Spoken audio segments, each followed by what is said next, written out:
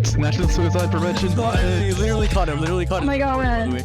Literally caught the recording. You told me what? You told me to Wait, David, what? Yeah, Wait, what? Ending, bro. You know, David, what did you say? And then you know, Anyway, welcome back to my podcast, guys. I'm your host, David, with your two other lovely hosts, Edward and Macy. I'm going to be talking today about, cool.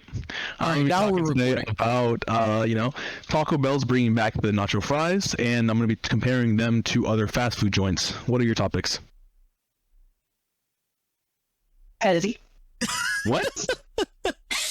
Bro, I was only just thinking about how this man takes pauses in between him, bro. Just stop talking. Like, this shit's already 5 seconds long, I'm telling you.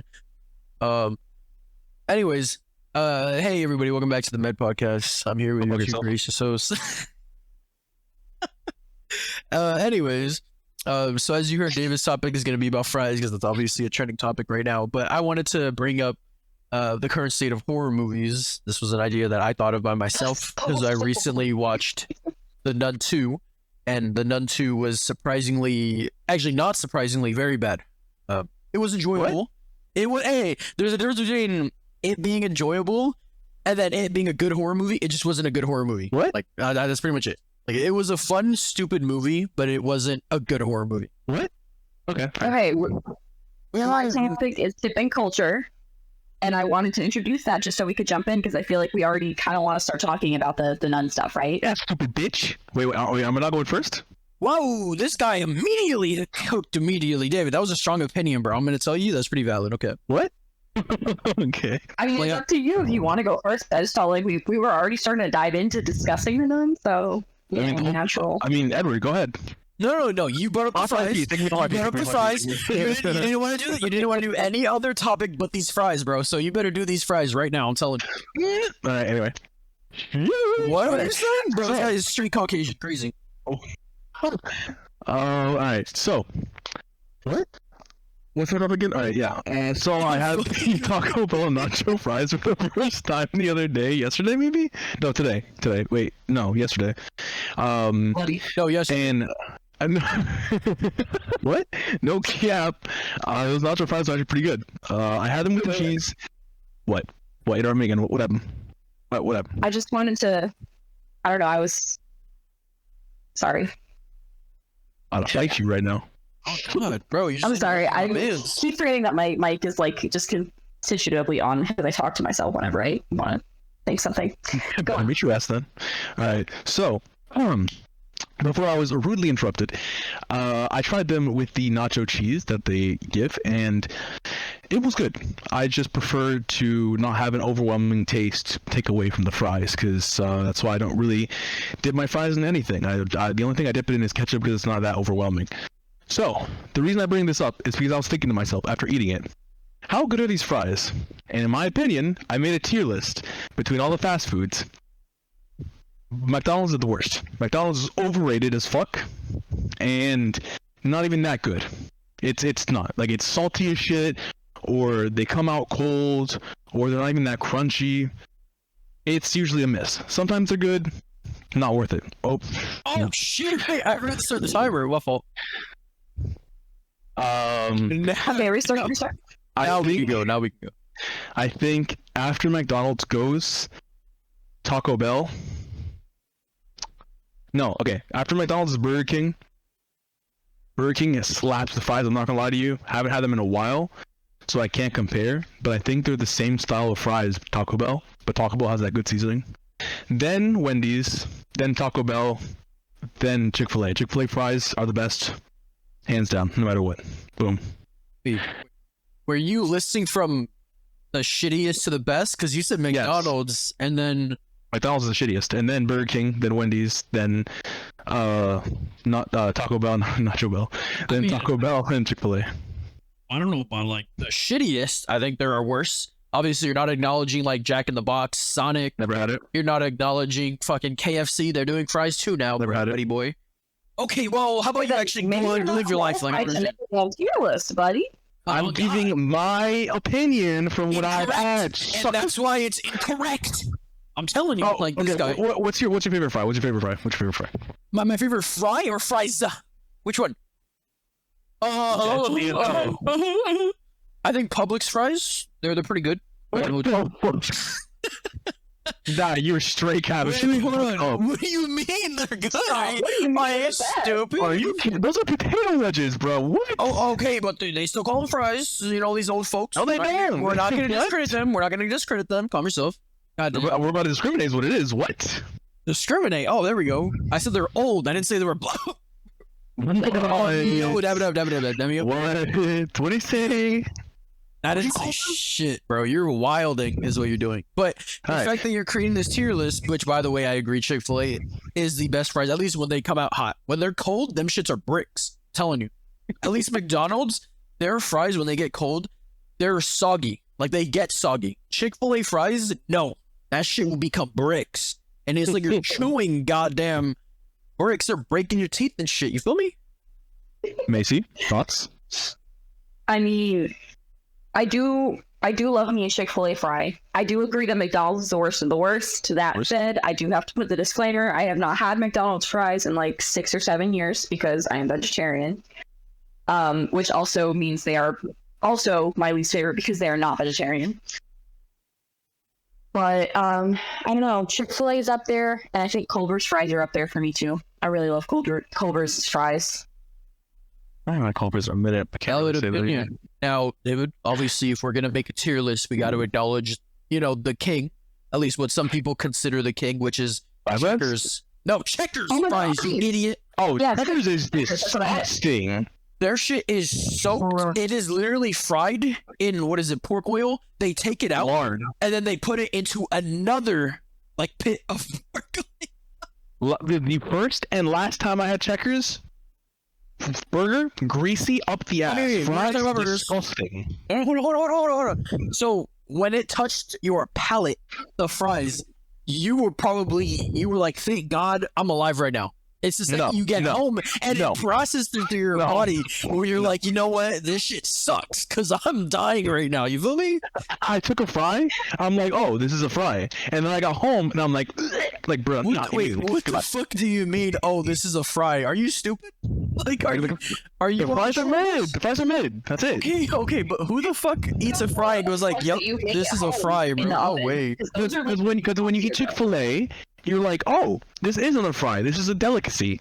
What the hell? When you eat bro literally said filet. When you eat Chick-fil-A, bro, this guy is literally like white strings are telling bro. I can't wait to go to Chick-fil-A to go eat their fries. Like, shut the fuck up, bro. Annoying as hell, I'm telling you.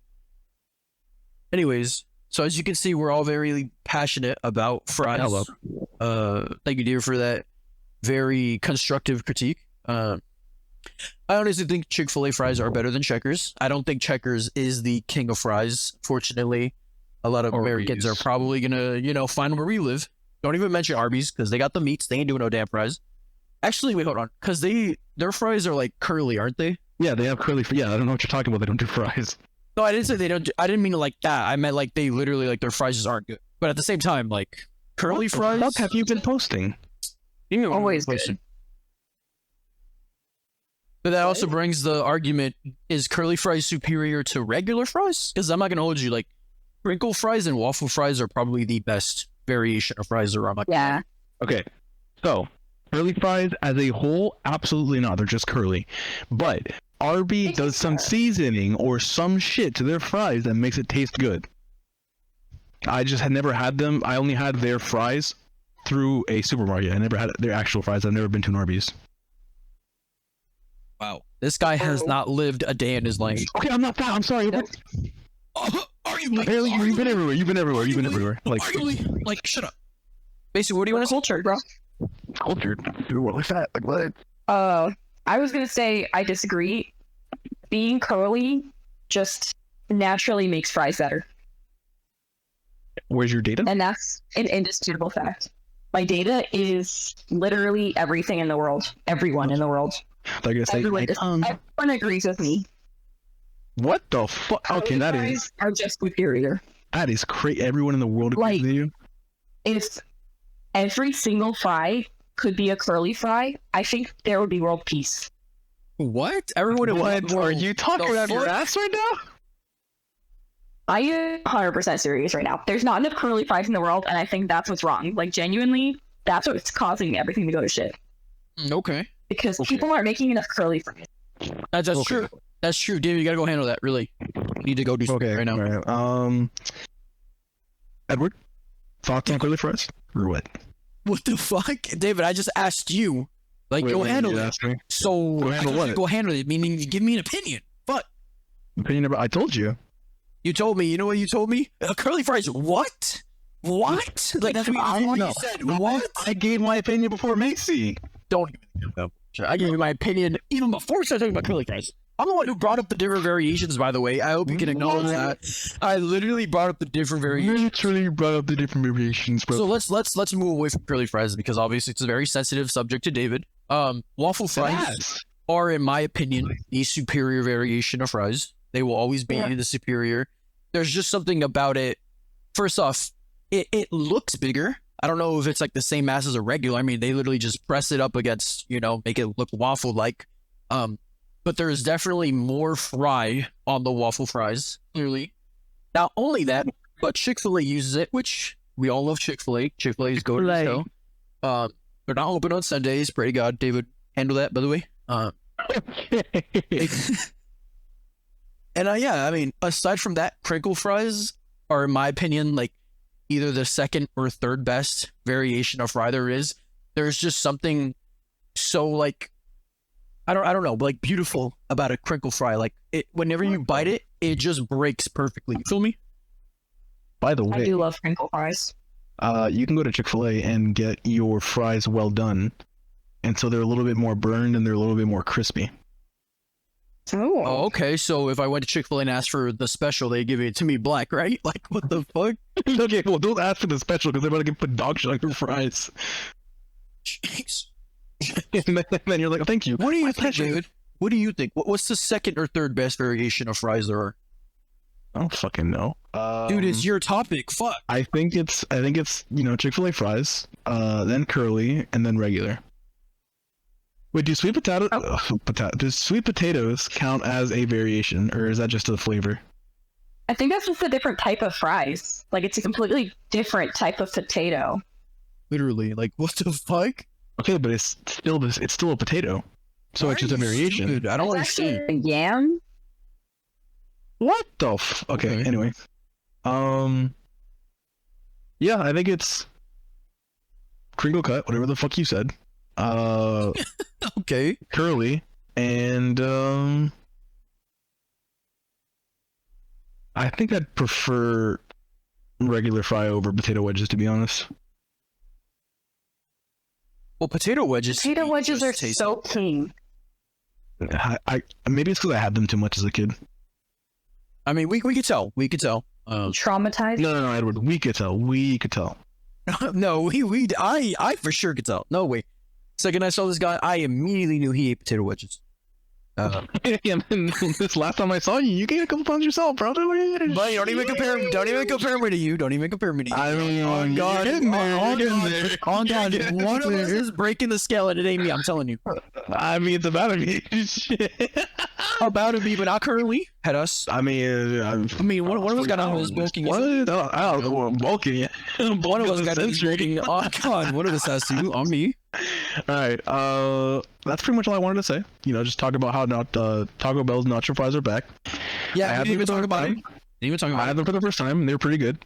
I tried them with the cheese. I'm very picky with cheese, but it wasn't that bad. I would still have them by themselves though. I think I would order them above anything else on Taco Bell. Like there's Crunchwrap Supreme is pretty good. Not an ad.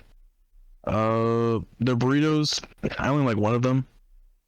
I think it's the Supreme, and I take out the fucking, what's that shit called? Sour cream. I hate sour cream. Anyone who eats sour cream is disgusting. So sour cream is good. I don't know what you're talking about. I just want to make sure we bring this up because we're talking about Taco Bell already, and I don't know if we brought it up at any other point, but did you hear how Taco Bell was sued for false advertising and allegedly skimping on fillings? No, I didn't hear about this. Okay. So basically what happened, and I'll literally just read it verbatim so I don't fuck it up. But apparently there were photos online. So a customer went to Taco Bell. They ordered a Crunchwrap Supreme. They got their Crunchwrap Supreme, and when they bit into it, that shit was flat. Like, it was flat as fuck. Now, the pictures that, Taco Bell has up for the Crunchwrap Supremes, like, they show, like, the meat, first of all. I don't know if you've seen those pictures, but the meat literally looks like it's, like, dripping out that shit. Like, it's so stuffed to the brim. So, for the fact that he saw those pictures, that's what he thought he was getting. But instead, he got a wrap that had some lettuce in it, some cheese, probably like 2 specks of meat, and he immediately filed a class action lawsuit against them. Good. I love he didn't know what they were paying for. Like, that's it. There you go. So it literally shows at least double the amount in the advertisements. And now I'll literally post a picture. I'll show the picture of what he got. And if you want, search it up your damn self, like what it looks like. But this is what it is. I'll put it up on the screen. What the fuck? Can't even see the picture into file. What? Unknown. What the fuck? Why is it unknown? Embarrassing. Why did it just download like that? What the fuck? Don't download that. You're probably gonna get a virus on. Hey, boom. Here we go. Look at that shit. That is not a Crunchwrap Supreme. That is literally a fucking rat, bro. No way.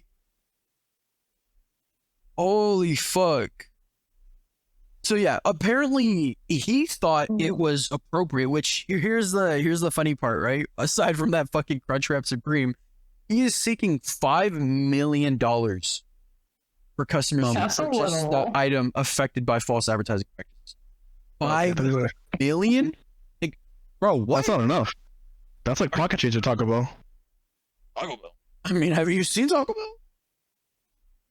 Yeah, they're not doing any, like, so the thing is, Taco Bell has a lot of fucking money. Oh yeah, how much money?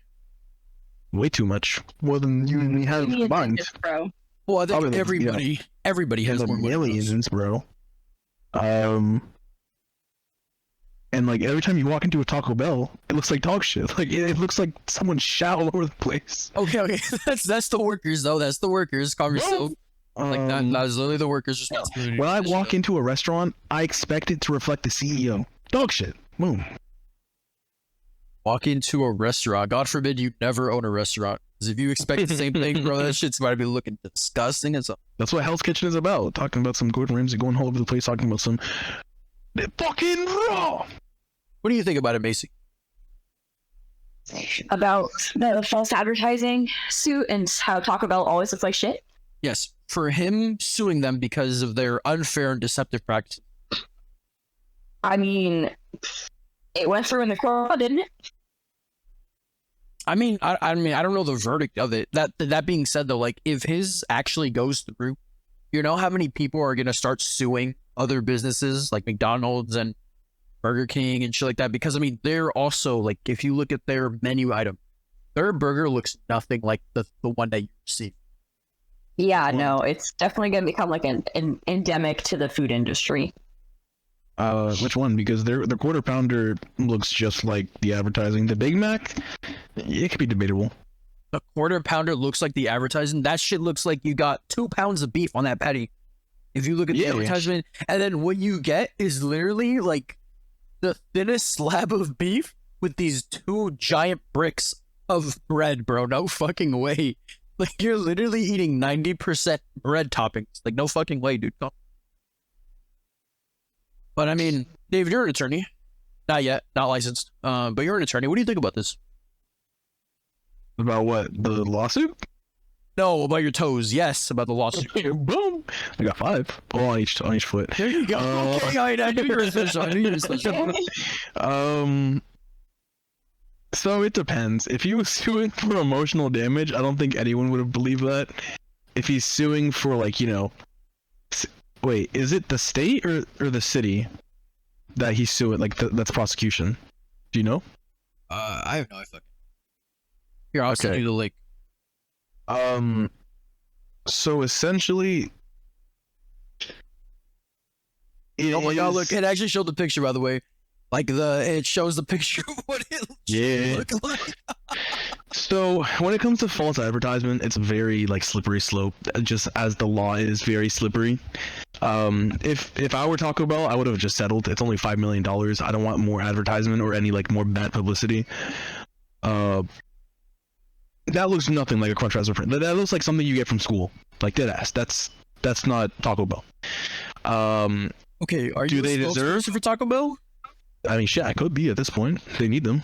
I personally don't like Taco Bell. I only go when I'm invited or when people pick me up and there's nothing else to get. And if I'm tired of getting the same shit all over again. Chick-fil-A is 100 times better, so that's what I usually get. But,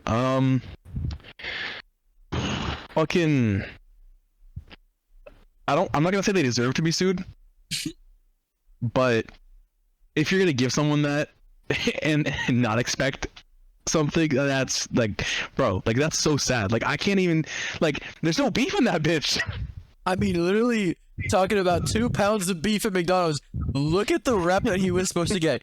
Not only was he supposed to get 2 pounds of beef, he was supposed to get 4 pounds of lettuce, probably 1 pound of fucking tomato. I don't see any fucking sour cream in that bitch either. Like, dude, that fucking, it's literally like they just wrapped the bread and gave it to him. No, you know what that looks like? It looks like some dog ate that shit. It looks like a diaper. Literally. Question. Okay, I have like an actual question though, in terms of like the legal kind of thing. What if, and this is something that could affect it, what if he had ordered it and been like, just give me like, not that much? Like, does he have the receipt? Does he have like the special requests made? You know what I'm saying? They will put that down usually on the receipt. If there are any, like, whenever something is ordered and someone wants changes, it usually turns into a specialty item. If he himself says, I want less of this, immediately he cannot sue because he's asking for less of the item. So he is not getting the full item advertised. Yeah. And hey, he got the item all right. Well, he got an item. It just wasn't, you know, he probably accidentally said he didn't want double meat. Shit. Like, I know that's an option. Literally. Right? Like, he probably said, I want like an eighth of the double. Because I mean, like the fucking Crunchwrap Supreme, first off, if you look at the side, it literally looks like it's chunky. Like, it is thick. The one that he got is so fucking thin, bro. Cardboard. It's literally like a piece of paper. I mean, look at the meat. You know how embarrassing that is? The fucking bottom is touching the middle. As hell. And then there's also the argument, you know, that he removed it and then took a picture. Like, that obviously is, you know, a different argument that we can consider. But, I mean, who the hell... Well, I don't want to say, like, who's going through the trouble of doing that, because we all know there are some stingy-ass people who go through drive-thrus. So, it's possible, but I don't know if, you know, just for the benefit of the doubt, you know, obviously is probably legitimate. I just thought it was funny to bring up since we were talking about Taco Bell already. I don't really care about the court case, and like you said, Taco Bell has the money to cover it, so they decide to cover it. I mean, there's no such thing as bad publicity, so, and you know, they're. Oh, go ahead. No, I was going to say, I think the worst like thing that could happen from it is, as you said, you know, if they settle for it, then what's like they're setting precedents in a legal grounds that's going to like continue happening, kind of thing, and then it could become like a real thing, like amongst several chains. I know it's happened before, but I think it didn't really get much publicity. So, I mean, Taco Bell also has a reputation of just not being very good food in general. So, like, you see all the memes of, you know, eating Taco Bell and then waking up at 3 a.m. to take a big old shit, blowing up the bathroom. So, I mean, it's not really going to hurt their reputation. It'll probably honestly make them more famous. Like, people are going to go to Taco Bell thinking that their Crunchwrap is going to look like that. So, yeah, man, there's an audience for everything. Taco Bell trying to order, like, the dog shit and get another lawsuit. But yeah, I mean, that's all I wanted to say on Taco Bell. At least on Taco Bell bringing back the nacho fries. David, you're the one who started it. I mean, I don't have anything else to bring up. That's pretty much it. I thought it was pretty interesting. Oh, my package got shipped. I think it was pretty interesting that the lawsuit was brought up. I didn't know that was happening, and I'm gonna read into it definitely so I can bring it up to my law group. But also, we beat FIU, so that's pretty cool. Oh, hey man, we have no ill will against FIU. You don't even know where David goes to college. I didn't say ill will. I just said we beat FIU. Boom. I mean, that could mean anything. You beat them off. Guys, don't look at the dates. Don't look up the dates. We beat them in the mock trial, but anyway, I don't really have anything else to bring up. If you guys do, go ahead. Let me just say this last couple of things. I think Taco Bell's a relatively good company, like for food. Oh, very good. It's not as bad as I thought it was. I thought it was a lot worse when it came to taste. But I'd give it like a maybe 6 out of 10. I wouldn't choose it as Were a they first. like hot, or were they like meh? The fries? They were hot. Yeah, like fresh or no? Yeah. Okay. Okay, cool. I can respect. I guess that the fries themselves aren't fabulous. I guess, but the seasoning kind of makes up for it. But like a really good fry is kind of incomparable. You know what I mean? Like it's not the same league. So the fries tasted pretty crunchy. Like they were good. Like I give the fries are definitely better than everything else that was sold at Taco Bell in my opinion. I'd say the fries are a good like 7 or 8 out of 10. Okay. I mean, that's a little. See, still, like when they're hot and ready to go, I'd say they're definitely like an 8. But when they're cold, them shits are just sitting in the bag. That shit's like probably like a 6. Not even. Yeah. Like if you drive home, the amount of time from like the drive-through window to like your table, bringing it from like a good I'd say 8.5 to like a good 5.5. Maybe. I ate them. I I ate them at the restaurant, so I can't really give much on that. And this is my first time having it. There you go. All right. Well, like I said, this is the only thing I wanted to say about it. I don't know. Yeah, I mean, only derivative topic I can say that I'm curious on you guys' thoughts on is what is the supreme potato form, so to speak? What? We got like fries, chippies, hash browns, wedges, home fries, tots. Fries? Okay, that's fair. I don't know. It came to my mind like a while back when we were talking about that typeless fry, and you guys were saying like crinkle is way better than straight cut, and I was like, do you guys think that Ruffles are better than Lay's, like just because of the shape? Anything else? I have not had Ruffles in a minute, so I can't comment on that. I got you. I love Ruffles. I personally feel like Lay's wavy is better than regular Lay's. So. Yeah, well, let's just leave that for another week because we were talking about fast food fries. I don't want to go into now like chips, and then we're gonna start talking about something else with fries. But Okay. bro is trying Maybe to a fun extend the little like conversation. zinger at the end, bro. A zinger. How about zing this one, David? Your opinion's invalid. Checkers are the best. Honestly, that's pretty much all I gotta say. And you know what? An opinion is an opinion, and sometimes And opinions that's are why you're wrong, incorrect. and you would know That's that. why you're incorrect, and that's why you're correct. So, All right. So are we going to? all right. So we're done with this. We're done with this topic, right? Macy, you got anything else you want to say? No, I'm good. David? Nope. Alrighty. Well, with that being said, then, audience, we're going to go ahead and forfeit the 3 minutes and 57 seconds that we have left on this topic. Yeah, audience.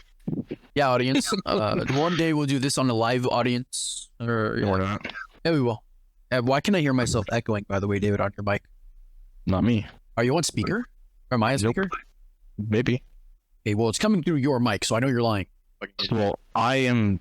It's not me. The one that has you on speaker is Macy. Bro, I've got my AirPods. Wait, I've got my Beats in, and I'm in a separate room. Like, literally, like, I can hear myself through your mic. I And can stop see thinking so your loud, mic stupid. literally lighting up on me. But he says stop speaking loud. The fuck? I'm talking normal. It's not my fault you my have shit had hasn't lit up. 200%. Fuck out of here. Anyways, all right. Macy, did you want to go next?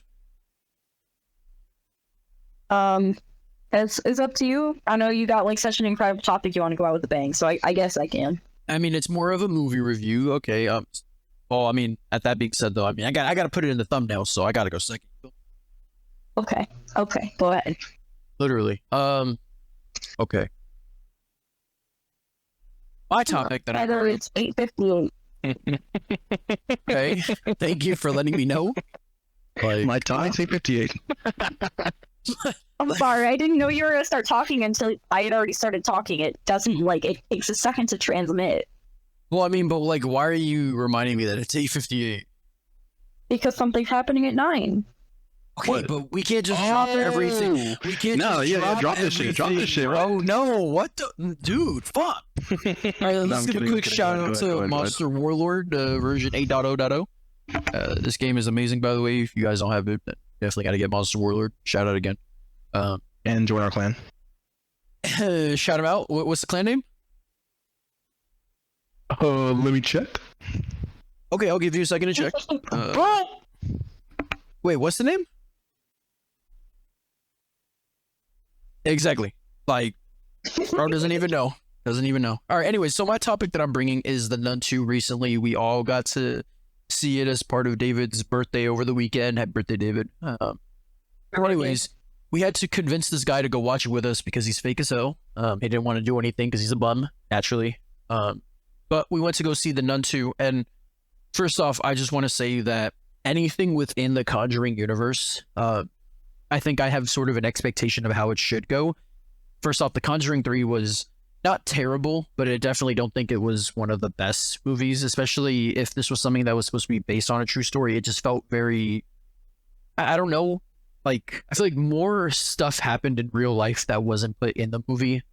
I think this was actually the first Conjuring movie as well that, you know, Lorraine Warren wasn't in. She wasn't actually helping direct it. But anyways, that's a different discussion. The Nun 2 is a prequel, or I guess a sequel to the first Nun, which means that it was brought way back within the timeline, meaning it happened way before, I think, the first Conjuring. Now, my problem with prequels, at least the sense of the Nun 2, is that they sort of create this atmosphere, and the story that they have behind it is sort of like a hopeless one. Well, they start off hopeless, and then towards the end, they kind of bring you to a very hopeful that, you know, I don't want to spoil the movie, but basically what happened at the end was our main guy who didn't know that, you know, the nun was taking over his body. If you saw the first Nun, he basically thought that he was free. Now, they give us a very hopeful ending. You know, he finds love, quote unquote, and they kind of just go on about their time. But we know he basically, in the first Conjuring,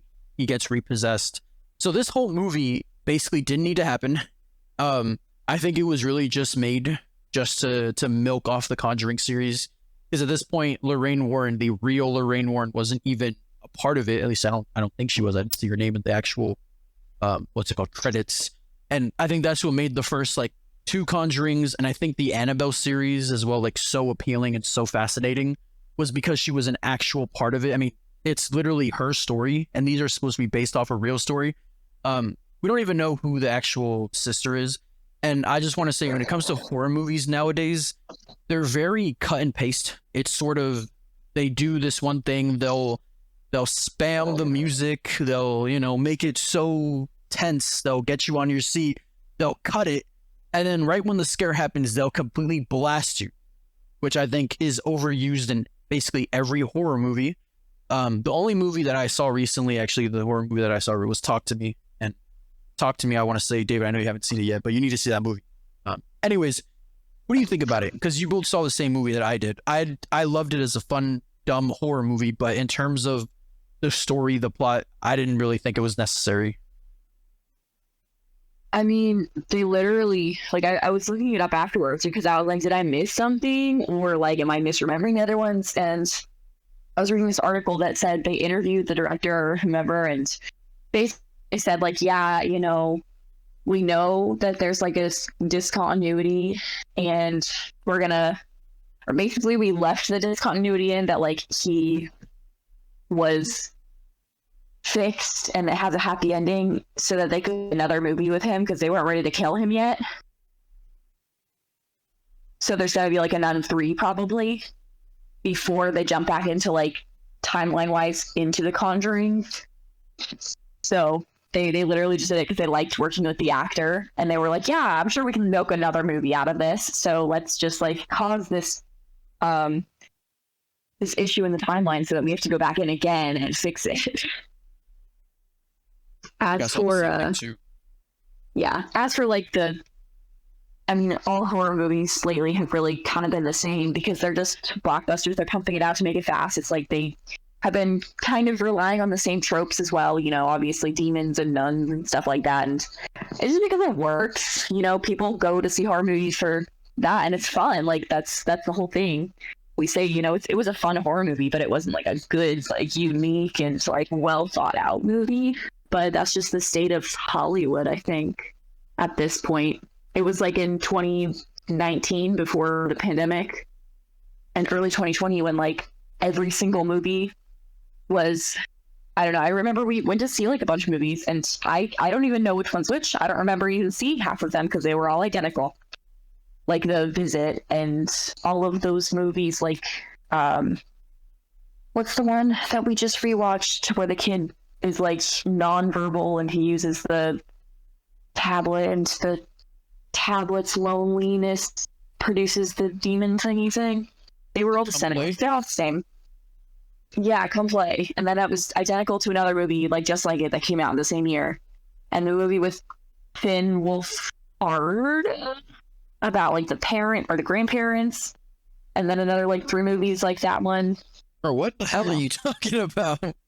You lost me. Like I thought we were talking about that like Hollywood horror kind of goes through phases of like whatever's trending and then they just pump out like a crap ton of movies with the same exact minor variations and the same exact like style, like just jump scares relying on music and silence and like focusing the camera and stuff like that, just because that's just what horror is nowadays, you know.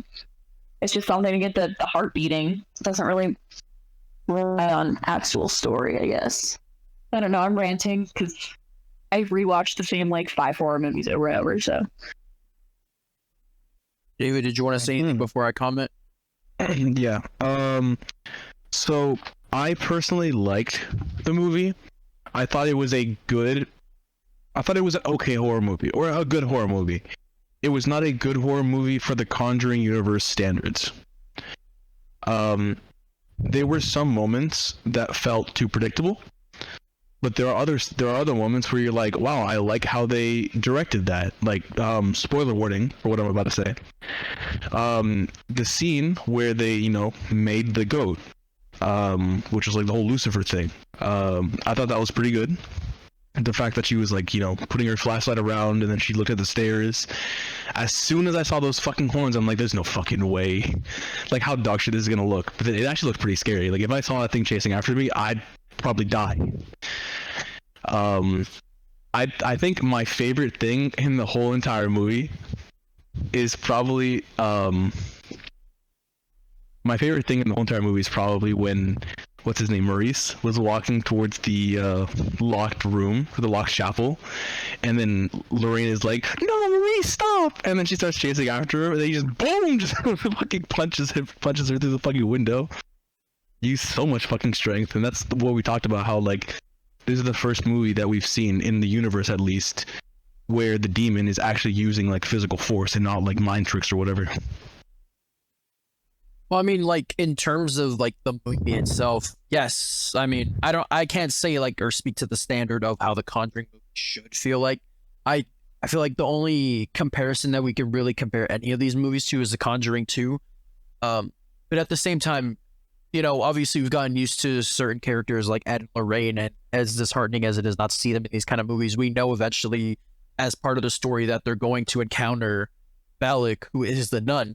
And that's pretty much at the point where they sort of not exorcise the nun. They sort of, I guess, perform an exorcism on Frenchie, who's the guy who is possessed by the nun. We know it happens. So the whole Nun 2 of Sister Irene, you know, them wanting to investigate him being, or her being back, excuse me. And, you know, at the end of it, sort of giving us the sort of like feel good, he's going to be okay type of vibe, when we already know that he is going to die. he dies in the first, like it's revealed in the first Conjuring.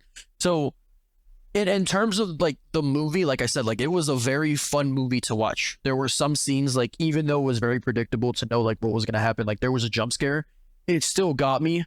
And that just goes back to the whole point of like the music dies down as, or I guess it sort of speeds up when it's trying to reveal something, and then it completely goes silent, and then it does that like big bang.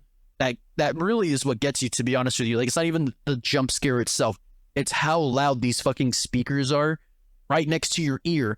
When they bang so loud, you can't help but just jump, which, yes, is the whole, like, that's the fun of being at the theaters. But in The Nun 2 specifically, they did it. They had, like, a jump scare every 5 minutes. It didn't help either that most of these jump scares had, like, I guess like a jump cut or whatever the fuck it was. Like, David, you saw it too. Like, there was one scene specifically when the nun got not to spoil it, the nun eventually gets, you know, sort of the relic. If you haven't seen the movie, that's your fault. That's your fault. You haven't seen the movie. But yes, Valak gets the eyes, and for some fuck off reason, the director, I guess Michael Chavez, whatever his name is, he just decides like, yeah, we need a white backdrop on this very black hooded character. Like, that bitch was so fucking bright. Like, the saturation was going all the fucking way. I could not see. I had to close my eyes during that scene. So I think you're also forgetting to say that we watched this movie around 10 p.m. and by the time that scene came, we were already tired as fuck. Like, I was falling asleep. I mean, no. You told me when those drums hit, you were awake, alert. Buddy could literally run a fucking marathon with how loud that bitch was on me. When that scene came up, like, first and foremost, every time I was about to fall asleep, the movie was like, no, and then just flashbang me. That scene that he's talking about, with that backdrop is just clear white, and she's just like a very dark speck in the middle. I tried looking at it, and my eyes felt like they were getting fucking burned. Like, no, that scene was fucking crazy, but again, it's one of those movies where it didn't feel like it needed to happen. Now, why did it happen? Probably just for money. Like, that was probably it. They just want to milk the Conjuring series, which, like I said, like, I understand that, you know, throughout their entire history, Lorraine and Ed Warren, they had a bunch of cases. Like, they had a bunch of demonic cases. They literally have a whole fucking room of, like, just possessed items, which, you know, is revealed, I think, in Annabelle Comes Home. And they could have done anything with that. But instead, they brought back the nun character. Huh? Hello? Hello? Hello. Were you able to hear him? Hear who? Me? Yeah, I heard him the whole time, yeah. Why? Or my audio just cut out for like 2 or 3 seconds. Sorry, yeah. Profane. Bro, it's Valak, bro. He's coming for you. Just going. Literally.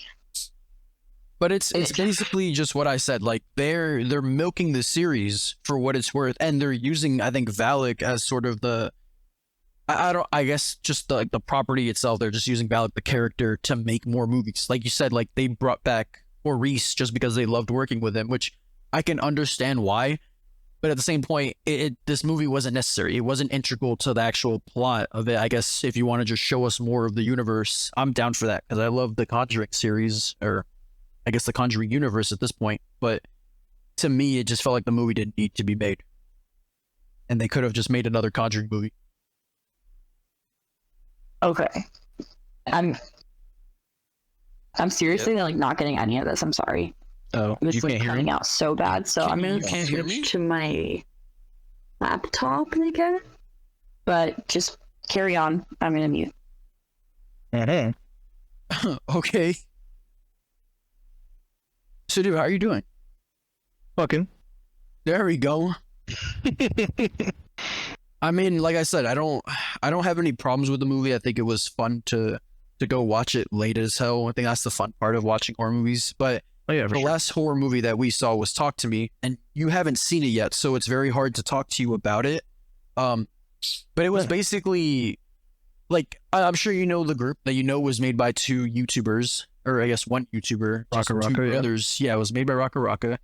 The movie to me felt different, and it's funny too because in the biography they made leading up to the movie, it was sort of when they were given offers to, like, for one of these studios to buy the movie, they were pretty much told or I guess during the production of it, excuse me, not when it was actually being bought, but during the production, they needed to find an actual studio that would help them produce the movie, but they wanted to do all these different changes that you would see in any Hollywood horror movie, which I don't know about you, but I'm sick of seeing the same horror movie every single time. Yeah.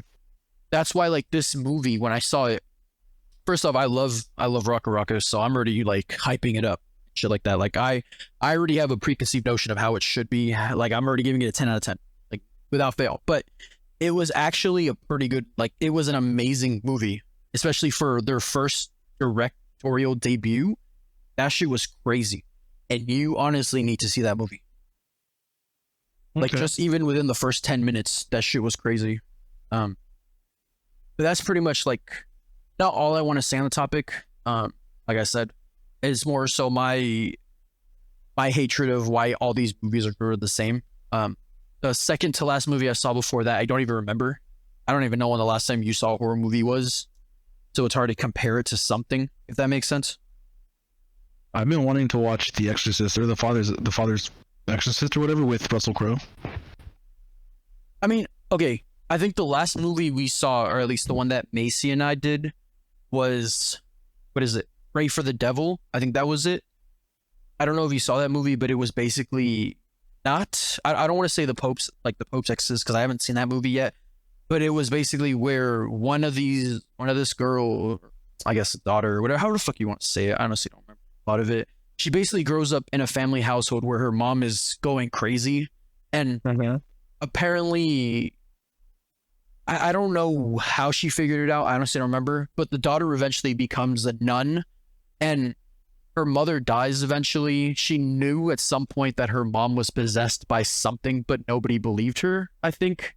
And when she joined this church, it was basically her sort of doing like therapy with nun work to kind of rehabilitate people that had previous possessions and shit like that. And there was one girl assigned to her case, which for some reason this girl was sort of uncurable, or couldn't be, they couldn't determine what was wrong with her, but they could see that there was a demon within her. It turned out that demon that was inside of her was looking for the girl who was our main character, the nun, was looking for her all this time. I don't even know why. Like, I don't even remember the plot of the movie, but I guess to me, it just felt very stereotypical of how like any of these movies turn out. But like I said, I can't really compare it to anything. I don't remember that movie. It was so long ago. I didn't really like the movie. Well, I did. I liked the movie, but it wasn't something that was like crazy, not something anything new. It was something that, you see and repeat somewhere else. Probably the Pope's Exorcist is exactly the same. But he obviously grows up seeing a demonic possession or something happens, and then eventually he becomes a pope himself, or a nun, or whatever it is, and then they think that everything is okay, or they know this evil is out there somewhere, and then it eventually finds them. After it finds them, it starts playing tricks on them, and then eventually they either exorcise the ghosts or whatever it is. But I mean, that's pretty much the plot of all these ghost movies. I was gonna say, since you brought up The Conjuring 3, I feel like one of the reasons it didn't bomb, and this might not be a popular take, but I feel like the only reason it was liked was because it was Ed and Lorraine Warren. If you put any other characters there, I feel like the movie would have bombed. Yeah, probably. Like, I feel like the staple of The Conjuring was what like gave it like not terrible reviews. I mean, I don't know, because it's hard to argue, I guess, because I can't say that I'm like the biggest fan of the Conjuring universe, so it's hard for me to sort of elaborate on what I think is happening on it, or how I think the film should actually go, or what the sequence is and where they should be with the whole universe. But I mean, at the same time, if I were to just go into the Nun 2 as like a first time enjoyer, I would have enjoyed, or I know I would have, like I definitely would have enjoyed the movie.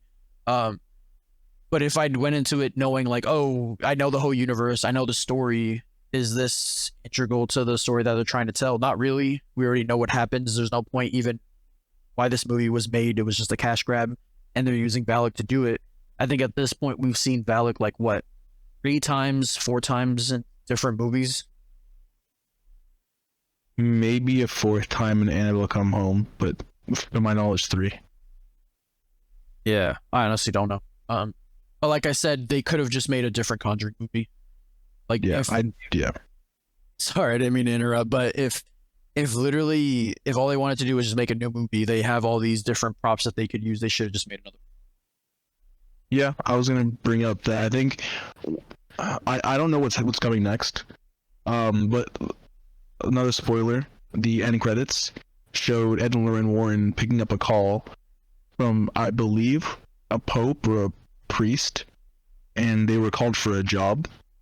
I don't know when this timeline takes place or when that scene takes place, because if you watch The Conjuring 3, Ed had a cane. He didn't have a cane in that scene.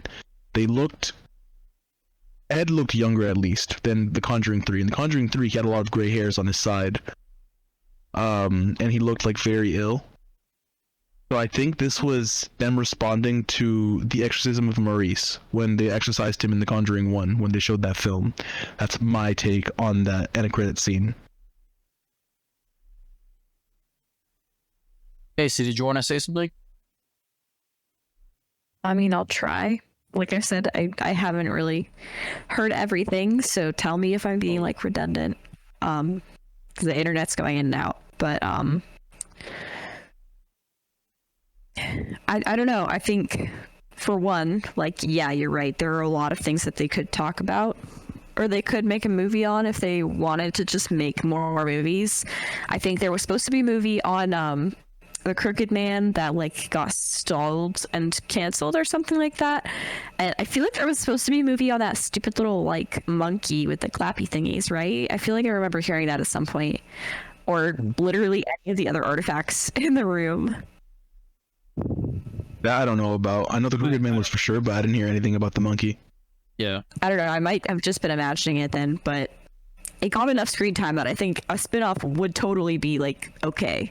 It wasn't just like not in the room and then they just manufacture it into the room and do whatever they want later on. But yeah, there's plenty of room for spinoffs. So them just like milking the series as they've already started and going against kind of like the natural course of the stories is seemingly just money grabbing, in my opinion. Because I mean, yeah, like the Nun's already a little more established, so they don't need to worry so much about like starting another like fraction of the Conjuring universe and having to stress about it. But with regards to the ending scene, I'm not sure, because I know like I don't remember exactly. I don't really rewatch the first one very much, but the exorcism of Maurice was, I feel like, a little bit earlier in the timeline than like right before obviously the actual like Conjuring 1. So I don't know if I would have expected them to maybe look a little bit like younger even than they did in the first Conjuring. I don't really know, to be honest. I don't really remember the timeline super well outside of The Conjuring 2, because that's the only one I've religiously rewatched. I believe that, I could be wrong, but I think I read a while ago that the exorcism of Maurice was before Annabelle. So Annabelle was well before the first Conjuring, and then Yes. the Maurice was before Annabelle. Okay. Would have looked like slightly younger. Okay, so Annabelle being a thing was before the first Conjuring, because remember in the first Conjuring they go to the three roommates who have the doll. That's how the movie starts off. I remember that. So the Annabelle isn't that far behind Conjuring. It's just that the Nun is very far behind. Yeah. So I think in the 50s, right? Maybe. I think that the third movie, if they're going to make one, is going to introduce Ed Warren, and then they're going to make like their story of how they got married. Probably. I think so too. There's also that whole plot point, and I honestly still don't know that Sister Irene and Lorraine Warren are the same person. I think I don't believe that. There are way too many coincidences in the Conjuring universe, and I understand that this entire series is supposed to be based on a true story, but at the same time, like, I don't know how true. I mean, you have to take it with a grain of salt. It's Hollywood to some degree, so you can't really say that, all these movies are based on a true story. I think the main reasons why The Conjuring 2 did so well was mainly because a lot of people, they actually believed it was a true story. Not to say that it's not, but at the end, like when the end credits kind of roll and you actually see those real pictures, quote unquote real, I think that just reaffirms like people's belief in that sort of thing, that this is something that really happened. And, not to discredit The Conjuring 3, because like I said, it was an enjoyable watch. It wasn't scary. I think there was a lot of wasted potential within it. Sort of the demon that was hunting them, it wasn't even really a demon. It was a witch. And the only like demonic entity that was in there was sort of at the very end, and it wasn't even hunting them. So, it's sort of that thing like at the end of the Nun 2 where Valak has actually, she took a hold of Maurice. When you're sort of dealing with a physical like being that can be stopped, that kind of, I guess, diminishes the horror aspect of it, in my opinion. Like, Valak as an entity is very scary, but the second that she locked herself within Maurice and, they were able to lock him down, all of a sudden Valak doesn't have powers. Like, that shit is, to me, is very weird. And that was basically, like, what happened in The Conjuring 3. It was sort of, they just had to find the witch. After they found the witch, they were able to stop her. Well, that's different though, because that wasn't a demon, that was a witch. Well, no, but the demon was still there. She was making contracts with the demon, and the demon showed up at the very end. But what I'm saying is the physical, like, just them being physical, I guess, something that physically can be stopped doesn't make it scary. And, obviously there's the whole thing of like, oh, well, what if, Jason was chasing after you? He's physical and he can't die. But at the same time, there's very special natures to him. They literally, at some point, if I'm trying to remember it correctly, in the Nun 2, they knocked out Maurice. Like, they knocked his ass out, and that's how he was able to grab No, hold dude, of the I eyes. was about to bring that up. It was hilarious. But like, the fact that they were able to just knock him out and basically stop Valak for like a couple seconds, to me, was kind of stupid. Like, Valak could have literally just did whatever she needed to do to get the eyes, and that's it. I understand it's probably like a false sense of security, like, oh, we stopped the demon, but Sister Irene has dealt with Valak before. So, I don't know. There's too many coincidences, like, oh, why are you acting stupid all of a sudden now that Valak is apprehended, quote unquote. And then there's also the whole thing of like her being related, and, big spoiler alert, she's related to, what is it? She's one of the daughters of St. Lucy, or her bloodline. Angel St. Lucy, yeah. So she's immune to fire. Like, what the fuck? And then the plot point that, what's it called? Lorraine Warren and Sister Irene, if they're not the same person, they're definitely in the same bloodline. Because that would explain how both of them have the ability to, like a foresight, they could see ahead of time, or not ahead of time. No, they have to be the same person. There's no world. Well, yeah, but that was also the thing I wanted to bring up in the first Conjuring. Like, and I brought this up to you when we were literally driving away. In the first Nun movie, at the end, it showed her in the scene. It showed Sister Irene with the priest, and they were performing an exorcism on Maurice. But in the first Conjuring, it showed Lorraine instead of Sister Irene. And I may be misremembering, and I'll probably have to rewatch it again to fact check this. But I'm pretty sure it showed the exact same scene. The only difference was Sister Irene in the first Nun. And in the Conjuring one, it was Lorraine Warren. I feel like they're just making her look younger. Like, they're just rewriting, like, the scene. I honestly have no idea. If they made her look younger and the whole, like, she's basically looks similar to Sister Irene, that looked kind of funny. But I mean, I don't know. I have no idea. So what you said about if physical... they're both descendants of St. Lucy, then maybe they look similar. I don't know. To put, like, T on what you said about, like, the whole physical thing, I kind of disagree. About how you said it's not as scary when they're physical. In The Conjuring 3, that one scene when they were in the fucking, the morgue, and that dead body woke up, and Ed turned around and saw that big ass boy, like, just look at him, and then immediately start running after him. We were all scared. Like, we were all, like, on our toes. I don't think you're understanding what I'm saying when I mean by physical. Okay, if Ed tried to tackle that fucking big boy, he wouldn't have stopped. Like, I'm not saying that physical can't be scary. I literally just did a comparison for Jason. Jason literally will chase you no matter what. I don't know if you've seen any of the Friday the 13th, but you can apprehend them, sure. But knowing that he can't die is what makes it scary. Valak, on the other hand, like as soon as Valak took a hold of Maurice, they were able to, I don't even know if they killed him. Like they literally knocked him the fuck out. Like he was gone for like a whole like 2 minutes. And then all of a sudden, right when Sister Irene, like she went up to him, that's when Valak was able to grab the eyes. It's the same with the witch. Like in The Conjuring 3, knowing that there was a physical being doing the sort of the witchery or the witchcraft, whatever the fuck you want to call it, that could be physically stopped. As soon as they stopped her from doing the magic, all the demonic shit stopped. Not even demonic, the witchcraft. That it all stopped. Like the big boy, if Ed were to apprehend him, that big boy would have still, like he would have been going.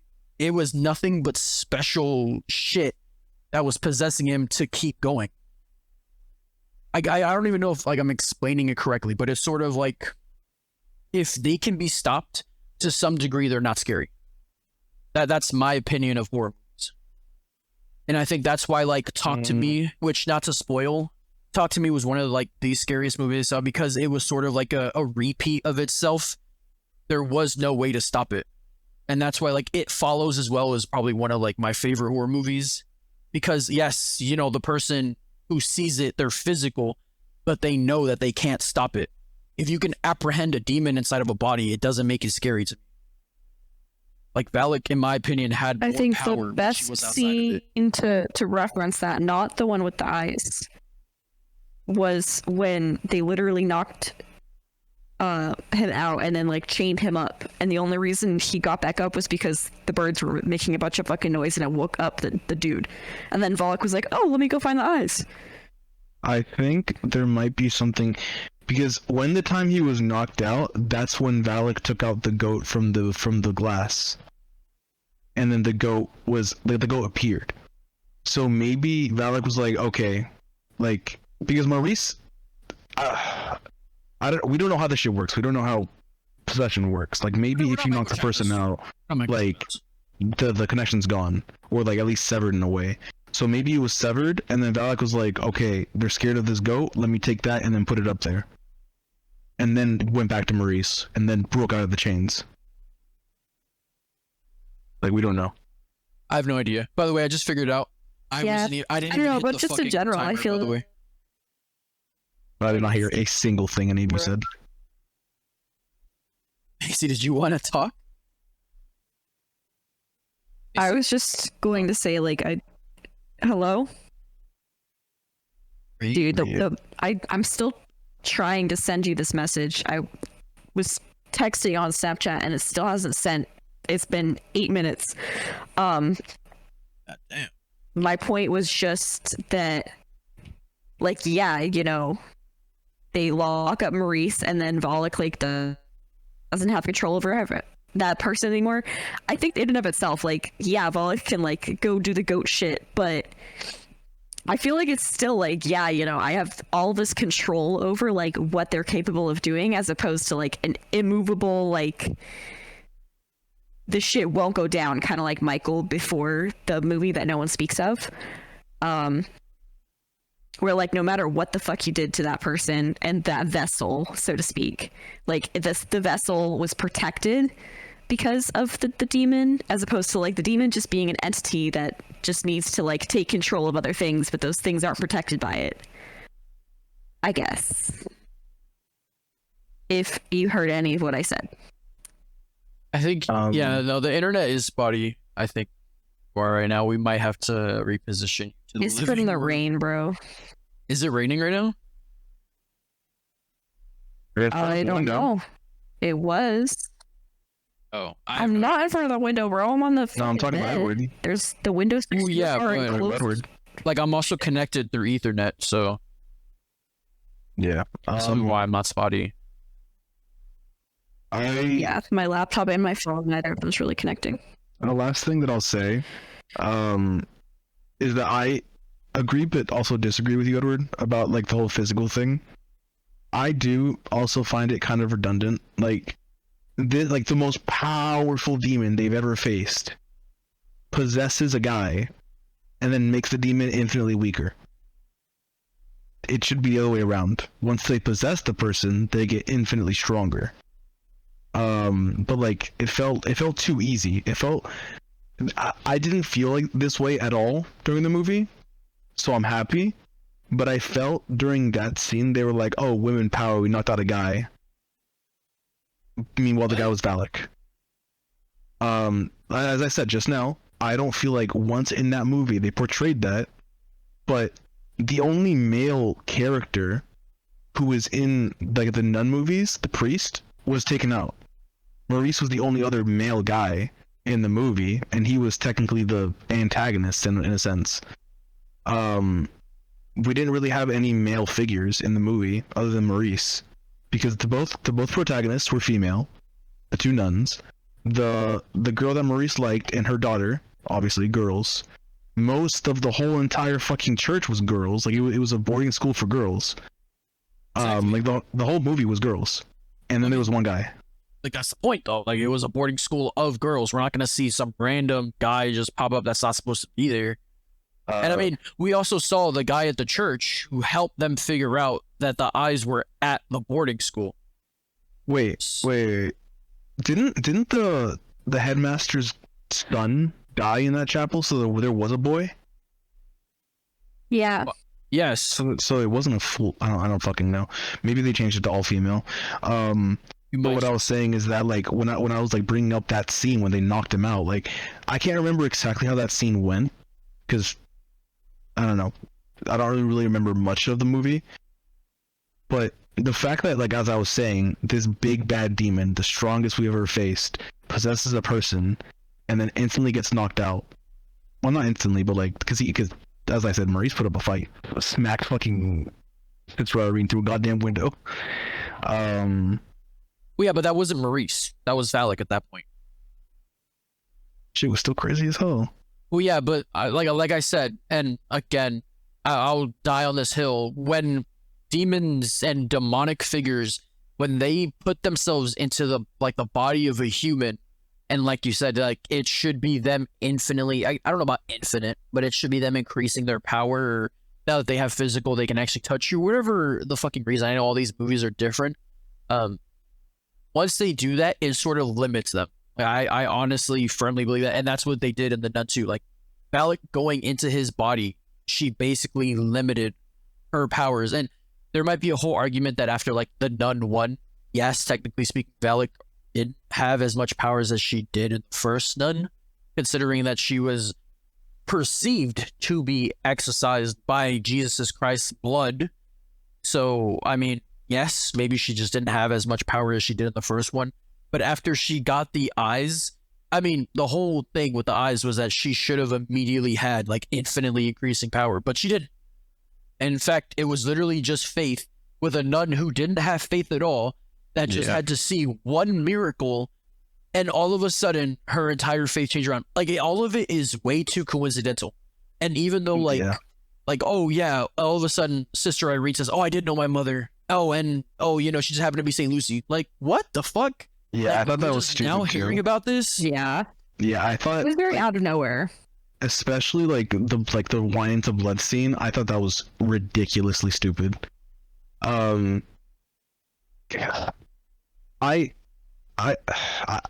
I'm religious. Yes. My faith is often challenged. Yes. I don't believe there's such thing as holy water. I don't believe there's such thing as the blood of Christ. I feel like that is all just like horror movie shit. And when I saw them like, oh, like let's put our hands together and pray, and then all these barrels exploded with like the blood of Christ and got on top of that, like no, like I felt like that was so stupid. I mean, like, I won't lie though. It was. And, not to berate the movie, because it was, like I said, it's a good, fun, stupid horror movie.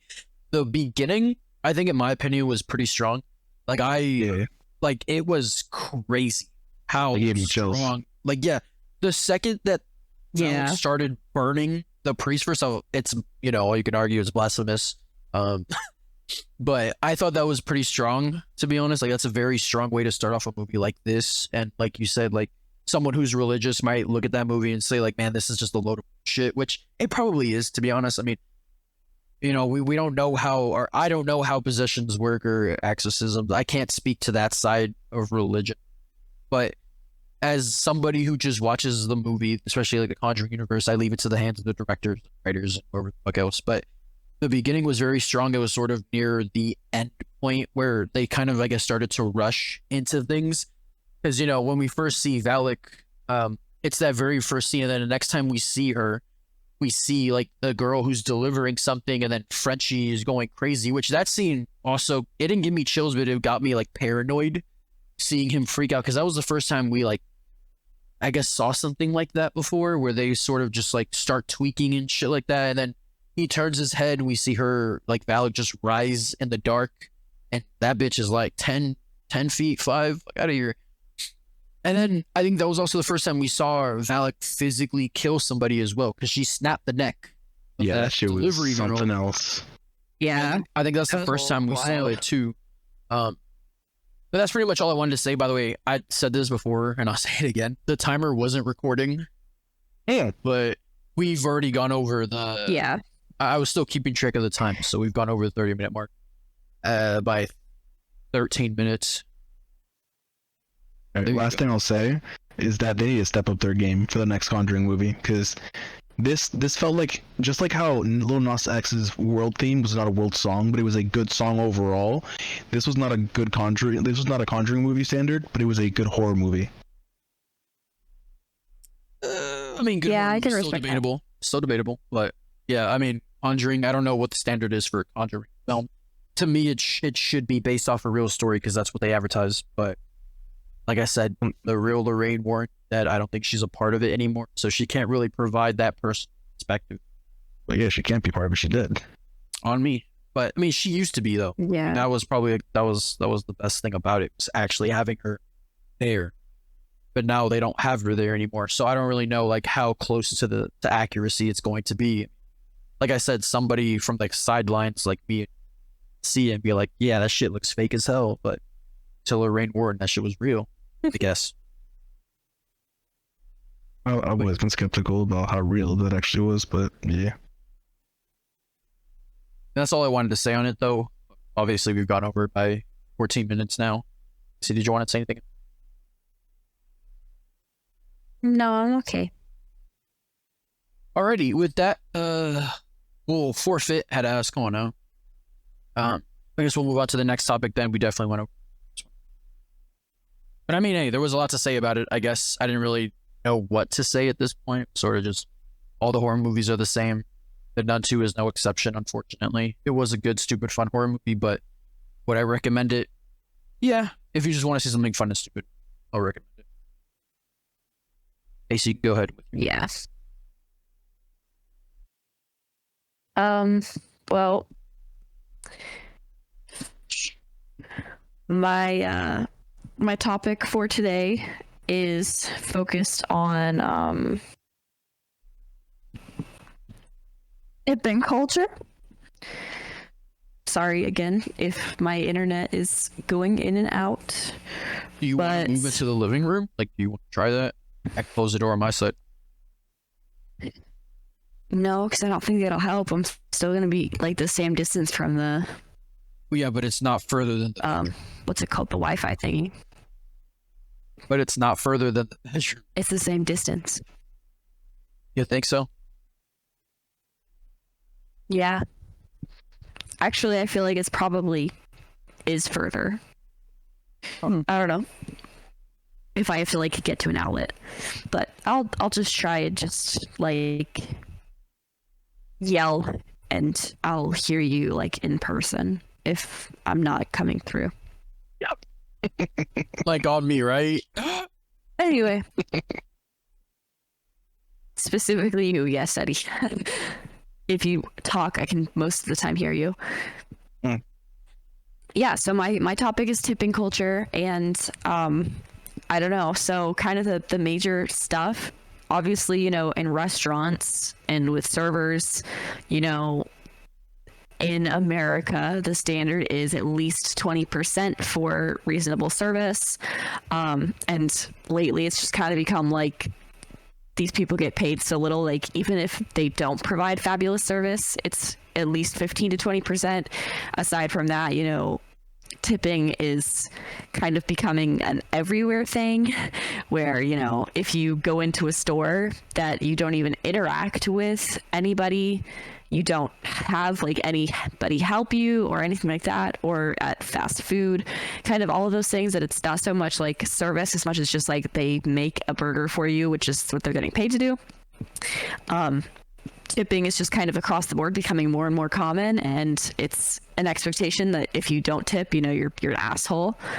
So I wanted to kind of stir the pot a little bit. I know this is something that is very much a controversial topic amongst the three of us, I guess, just from like what David said. Personally, I tip unless it's like really, really big, or really, really bad. I will usually tip 20%, even like DoorDash, stuff like that. I will tip 20% if it's not more than like $10 or so. If I go and I buy something that's only like $3, $4, $5, I will still tip $2 or $3, just because I feel like a $1 tip is kind of like lame and like, I don't know. I feel like it's the equivalent of like a 10% tip, even though it's not 10%. It's much more a smaller bill. Yeah, so I'm a very like big tipper, I guess. Uh-oh. Macy? Can you hear me? You lost connection. Hey. It's not cool. Okay, I didn't hear anything y'all were saying. Yeah, were you still talking even though you knew that we couldn't hear you? I didn't know you couldn't hear me. Yeah, like, bro, what the fuck you talking about, David? How the hell? Let's just let know that shit. Well, Edward, didn't you scream really, Macy? I mean, bro. I thought I did, but I didn't know she could hear me. I didn't hear it. I'm sorry. She did say that. Oh, she could hear you most of the time. Oh God. Can't hear now because I've got the headphones in, like headphones on instead of in. Okay. I could hear when I had my Beats in, but I switched to my actual headphones. Well, we didn't hear, and I mean, to be fair, I wasn't really paying attention it for the last time. cut off. It cut off. Like right when you said tip and then stop. Love that. Yep. So, you know, maybe we've already gone pretty much over on your topic. Do we want to just save this topic for next week? Hell no. I know David got something to say. David doesn't tip for shit. Now, I don't know. You say standard. You say standard. According to who? According to who? Because if you do, like, you know, like David said last week, shit. If you're literally just handing me some water, you're not gonna get no damn 20% on. Yeah, like I'm about to give you the tip. That's what it is. Okay. Calm down. Like, buddy is so quick to do all this extra shit. I'm telling you. Now, if you're going to a restaurant, somebody provides you superb service. Yes, they deserve to get 20%. If all you're doing, like for fast food, for example, I think Starbucks does it. Like the tablets that they have at Starbucks, bro, I'm telling you, like all you're doing, like if I want a fucking coffee, you're just making the coffee. That's it. Like, why do you want 20% on coffee? I don't understand. Yeah, like back in the day, back in the day, not my time because I'm young too, but back in the day, people would tip, like, you know, people wouldn't even tip for coffee because coffee was 50 cents anyway. Like why would you tip? But I go to places now, and I've heard horror stories from other people saying how, like, oh, I went to this one place and no tip was not optional. Like I had to give a tip. I'm like, what? It's a gratuity. It's supposed to be optional. I always tip based on service. If I'm not getting serviced, you're not getting a tip. Okay. Like if all you do, shut up. If all you do is take my order and leave, and then I get my food from someone else, I'm not giving a tip. Like I could literally go up to a robot and do the same thing I just did with you. You have done nothing to convenience me. Okay, calm yourself. Because remember, some people rely on tips for survival, and that's just a job that they can get. I think, like you said, tipping is gratuity. Yes. Do I think that you should be forced to tip? No. I think that's stupid. The fact that it's shamed upon, I think, is also very stupid. I don't know why people, like, there's that whole saying of, if you know you can't tip 20%, you shouldn't be eating out to begin with. Like, what? How about you shut up? How about you shut up? Like, if I want to go eat out, I want to go eat out. just because the waitress or waiter all they did was just fill up my fucking water, they're not getting like 20% off of that. Like it's like you said also that, you know, it's it's the chef making your food. It's not the fucking waiter. The waitress or waiter isn't going in the kitchen, you know, busting it down and making your shit. No, not doing any of that. But at the same time, like I can understand, like if they provide really good, like, you know, customer service, because that's what it basically is at the end of the day. They're basically the front facing customer service when it comes to you. If they do provide good customer service, then it's literally just like giving a survey on a call. Just give them 20%, which, you know, obviously which I guess is another argument as well. If you eat out and you're getting like $200 on the bill or $400, I think you should tip. Like I don't give a fuck if you don't think you should tip, period. No, fuck you. If you spend $400 at a restaurant. Okay, why is it going higher? Why is it going higher? I literally said 200 or 400. 200, 300, 400. If you spend any amount that causes the waiter or waitress to do some extra bullshit, like bring out some more food to your big ass, you should, on God, tip 20% for dealing with you. Just for dealing with you. A lot of places have there's like a minimum transaction that you end up having, like is included, that I see a lot of. It's like if you spend more than like $300 or $400, then the 20% is like non-negotiable, and then you can tip additionally. Which I'm not getting. Dude, this guy. So let me. If you got like a $3,000 bill, you've got a party of 30. Macy, you better be tipping your shit a lot. Look at us. Who's paying $3,000? No, I'm not talking about us, bro. I'm talking about in general. Well, we're not spending $3,000, are we, genius? Come on, this. On God. Well, at the same time, though, if we do spend $3,000, first off, you're biting that bill. Like, it's all you, buddy. It ain't me. But at the same time, like, you need to be tipping if you're spending $2,000 at a restaurant. On God. I will die on this hill where I will give a tip based on customer service. I kind of fucking hate that. Well, I mean, no, that's how it is. So, I mean, no, like if I go up, okay, let's say, I'm not even gonna say a name brand. Let's just say a restaurant. Or a coffee shop, whatever. If I go up to you and you give me service where I just say, oh, I'll have this, boom, here's your receipt, I could literally go up to a machine and do this and it'll do your job. Why should I tip you? So do you think that we should replace all of them with machines and like take all these jobs away from all of these people? Yes. Okay, says the person without a job. Sure. Valid opinion. If you are working at a customer service position, if you're having a bad day, I understand. But if you normally literally just have no interaction, nothing at all, you're just like, oh, here's your receipt. If you want this, boom. Like there's no like here and there's no talk. You deserve to be taken out of the job. Okay, buddy. Like, yeah, I know you're just speaking out your ass at this point, because we both know when you had a customer service job, you were basically telling the customers to fuck off, and you kept that job. On God. Absolutely not. You have to remember that tips sometimes are spread amongst the people that work there. So if you're just tipping somebody who you think, you know, that tip is going to them, they're just standing there doing fuck all, it could be going to the person who's making your coffee. Like a percentage of that is also going to somebody who worked to make that pathetic fucking coffee you ordered. At the same time, though, yes, you did. Because when we went to go visit your sorry ass at fucking GNC, you didn't provide us our damn customer service. Fuck out of here. Yeah, you're my friend. Betty looked at us, dabbed me up, and said, "Yo, what's up?" No, I want that. There you go. Customer service. I want that premier customer service. I want to be treated like a fucking. You want your dick sucked? Like what, dude?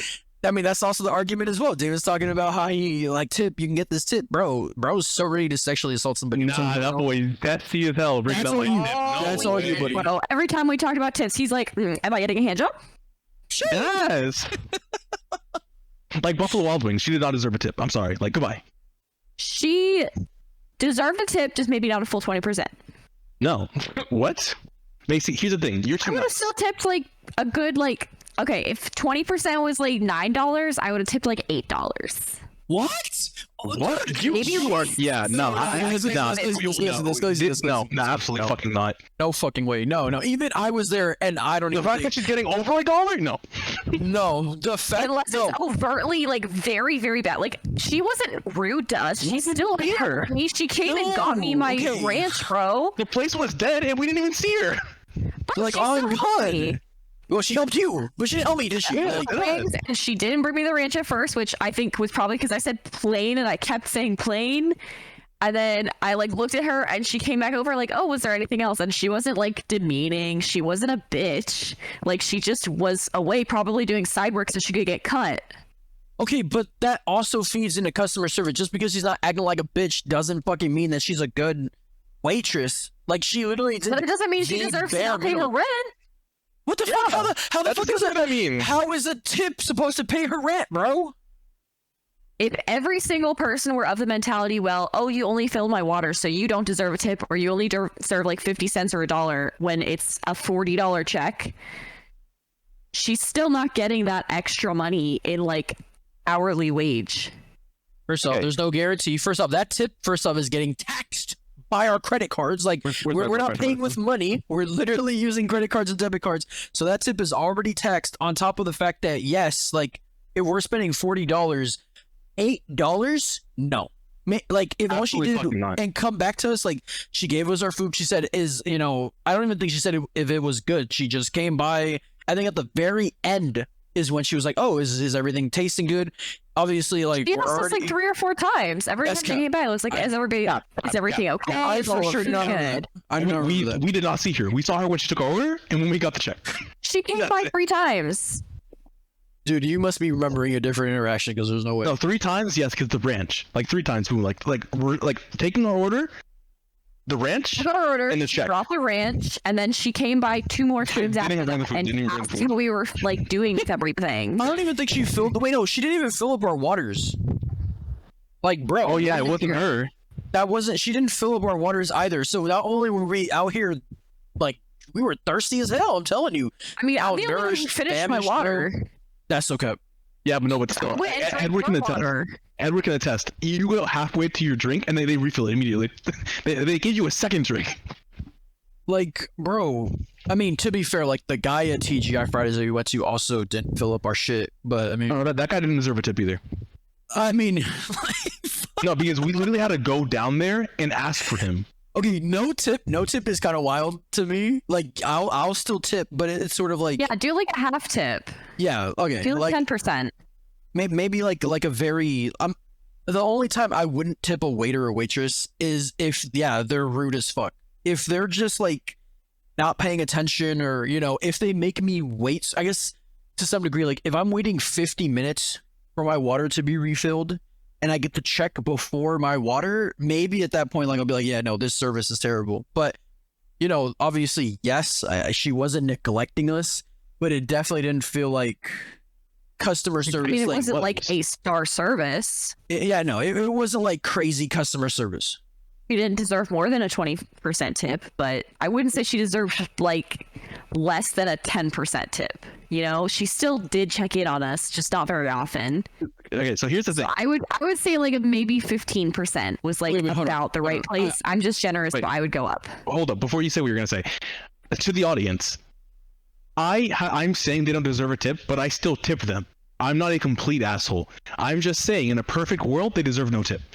Well, what I- I'm In a saying. perfect world, we wouldn't have to tip. Let me not. So, when I'm saying that as a tip, I understand it is going to the waiter or waitress. I'm not going to not tip them because the food was bad. That is not under their control. Unless they're actually going in there and doing the work because they're understaffed, I might even give them a bigger tip. I'm not going to tip them if it's full. If it's like a fight night at Buffalo Wild Wings, of course, like they deserve a tip. They're working hard. People probably standing while eating. That happened to me once on like one of my first shifts when I worked there. I'm just not going to tip if it is dead, like it was then. And we saw our waitress when we got the check and when we got like our food, and we like, if there is no customer service, which that's literally their job. That's like when I was trained there, we were told customer service is above everything. Like, we have to be engaging with them. They are guests. That's what I was told. They're not customers. They're our guests.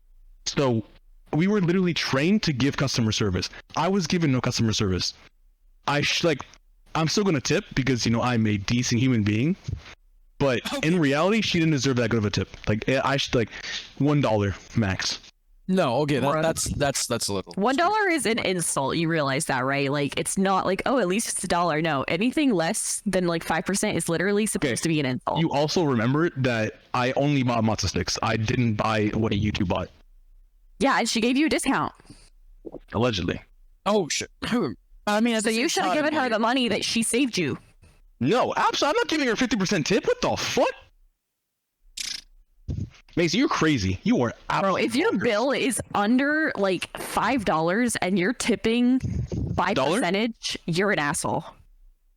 What? I'm not going to give I'm not giving a 50% tip. That is the craziest shit I ever heard.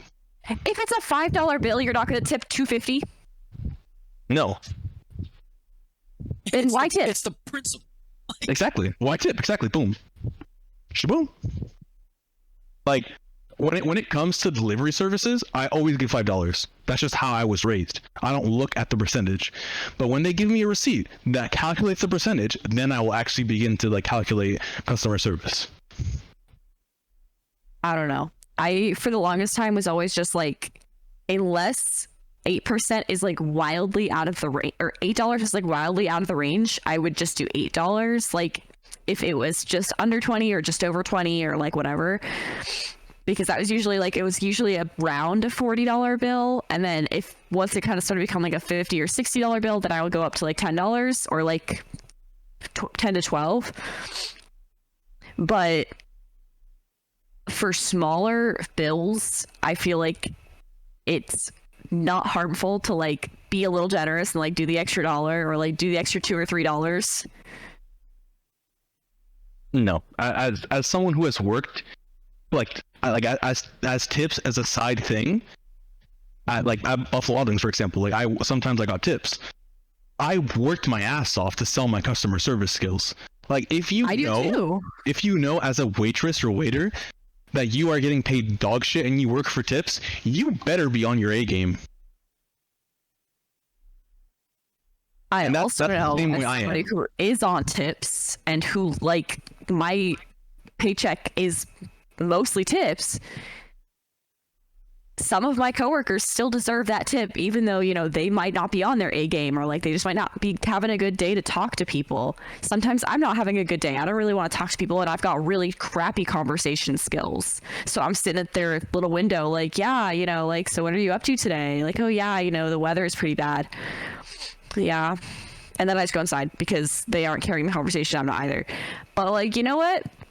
Sometimes it's just a day, and you can't always judge your person like based on that one day. I did say that if they're having a bad day, that's a separate thing. Okay, and but usually how do you know that she wasn't having just a bad day? So before you interrupted me, as a person, I will usually talk to my waiter or waitress because I am a very skeptical person on who handles my food. I don't want to get my shit spat in. So sometimes I'll be like, oh, hey, how's your day going? When they're like, oh, how are you doing? I'm like, oh, I'm good. How are you? That's just common decency. Based on that response, I might continue the conversation. But if I say, good, how are you? And they're just like, then I'm just like, okay, they want to talk to me.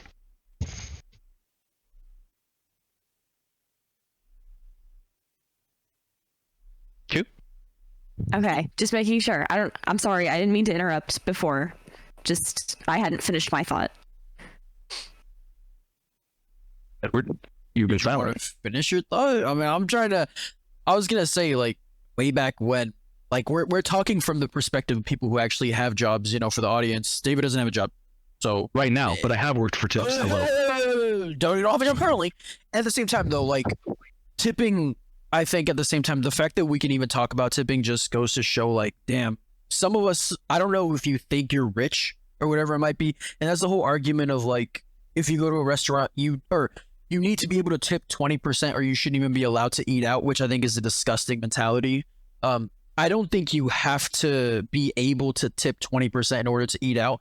At the same time, though, $8, I think, for anything is still a lot of money. I mean, that's the difference between like a $40 bill and a $50 bill type of shit. But at the same time, like, it also, you know, you're also giving that tip because, you know, the food is good, something about the atmosphere is inviting. It's whatever it can be. There's obviously different moods and attitudes and shit like that can affect you. It's not just the customer service from your waiter or waitress. That's probably the first thing you notice, though, because that's the first interaction that you have. I think as somebody, you know, I never worked in a dining experience, so I can't really speak on the fact, like, oh, being tipped. I did work for, you know, a coffee shop as well as other places that customers were told that they can provide tips, which, like you said, David, if you're going to work in a tipping position, you have to be not on your A game, but you sort of have to be above average. And yes, there are off days, which is why, you know, you're not going to be tipped as much on off days as you were on days that are amazing. Like, should you deserve a tip if you're providing, let's just say, below average customer service? Yes and no. If you receive a tip, it's not going to be anything close to 20%. Like, you should not receive it. Like, if we're tipping based on customer service alone and customer service that you're providing is below average, you're not going to get anything crazy near that 20%. Like, no, that is ridiculous. Like, if you're on top of your game, people will notice it. If they don't notice it, then obviously, yes, you can judge their character for being jackasses and shit like that, but that's just how the world is. You can't just demand a tip because all of a sudden, I don't know, you provided either subpar or really good. No, you can't do that. But, like, I think, yes, you should tip your waiters and waitresses, and, you know, obviously there's also taboo against it. Like, if you don't do that, then people are going to think you're an asshole. But at the same time, like, in this economy and shit like that, we don't just have money to be wasting. Like, you also have to factor that in as well. Like, we're not just going to be tipping 8% just because. The fuck? Like, so I just found out because I was keeping up with it, and then Pringle brought it up, talking about economy and, like, money. Pringle's not getting paid for maybe a month because Congress hasn't passed a bill regarding military payments. Like, Pringle's actually not getting paid for, like, his next couple checks until they fix this problem. And that's not just, like, Air Force, that's, like, overall military. So it's a very big problem. So, like, for example, like, let's flip it around. If the person that doesn't have the money, if people say, like, oh, if you don't have the money, don't go out to eat, say it to my face and see what happens. Okay, If Pringle, for example, which he has a lot of money, 10K in savings, by the way. On God. If he doesn't have the money to tip, should he tip? I don't know if either of you wanted to go first. Yeah. Oh. I mean, it depends. Like, if he's gonna go out to a restaurant, if he's that poor, he shouldn't be going out. Period. To some degree. Like Dunkin', for example. Well, if he's going to Dunkin', I don't think Dunkin'. So from experience, they don't require you to tip. So if you want to tip as a good nature, then do that. If you don't, you don't have to. But if you're talking in the hypothetical that, let's just say that you had to tip, then if you have to tip, you have to tip. How the amount of it can be completely up to you. Like, that's up to you to determine. Sometimes, depending on how much you spend, but on smaller stuff, obviously, yeah. Well, yeah, but I mean, who the hell is spending $100 at Dunkin'? I mean, they do have a lot of, like, you know, specialty items that you could buy, like clothes and actual, like, K-cups. Okay, if you're going to Dunkin' to buy clothes, I don't know how the fuck you're supposed to tip on that, on God. Right? Yeah. If I may. So, I think, okay, let's carry on with the example. Like, if somebody who just, not for their own fault, just doesn't have, like, a lot of spending money.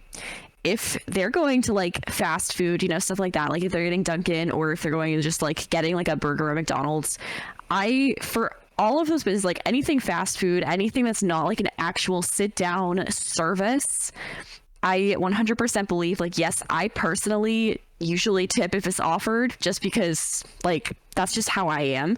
But I don't think you'd have to tip, like, at any point with that, unless they go above and beyond, like, no, even then, if they go above and beyond, that's their decision. It's a fast food joint. It's not required. If you want to tip, that's cool. That's what I like to do, but it's not. I'm not going to judge somebody for not tipping at Dunkin'. If that person who has no income coming in, not for their own not for their own fault, but just they don't, and they decide like on their own to go to like a nice sit-in restaurant where they're going to be served and receive all of the stuff, then yeah, I think they still should have to tip. They don't have to go and be above and beyond with their tip, but they should at least tip maybe 15%, like 15 to 20. And if it's like poor service, still like 10 to 15, because they decided to go to like this place where there is that expectation, like these people are not getting paid enough, that they live on tips, and they know that walking in there, like they're basically expected to give a tip. It's just kind of a part of the experience. Like you're paying for the experience of being in a restaurant when you tip. But Duncan, no. And did you hear any of that? Yeah, 10 to 15 is crazy. 10 to 15 for poor service is kind of wild. Like, I mean, you should expect like poor. 5%. Like if it's poor, like they just didn't pay that much attention to you, yeah. But if it's poor, like they were mean, or like they gave you absolutely nothing, and it's like they didn't ever show up other than to like be like, hi, my name is Macy, and then somebody else takes your order and somebody else brings out your food and your check. If they just like didn't make conversation with you, or like didn't check in on you religiously, I think they still deserve at least 10 to 15%, depending on the size of the bill. So I was giving Pringle as an example because he is separate from other people, because he has money, he just will be having no income. So he should not be spending that much money. Pringle doesn't go out to restaurants. I brought up fast food, like, because that's what he mainly eats, because he's fat as hell. But like, for example, let's say like tipping at fast food, I don't think I've ever been asked to tip at all. And because I don't think you're supposed to tip. Like there's no actual like I think it's against their policy to ask for tips. Well, some like of you them. can get fired for it. Yeah. Like if it's a restaurant, I usually tip at restaurants. I won't tip if I'm like getting a water, unless like I actually have a conversation with the person. I'm just like, so I never tip based on the food, because I feel like that is shitty as fuck. Because it's not on like that's not on them.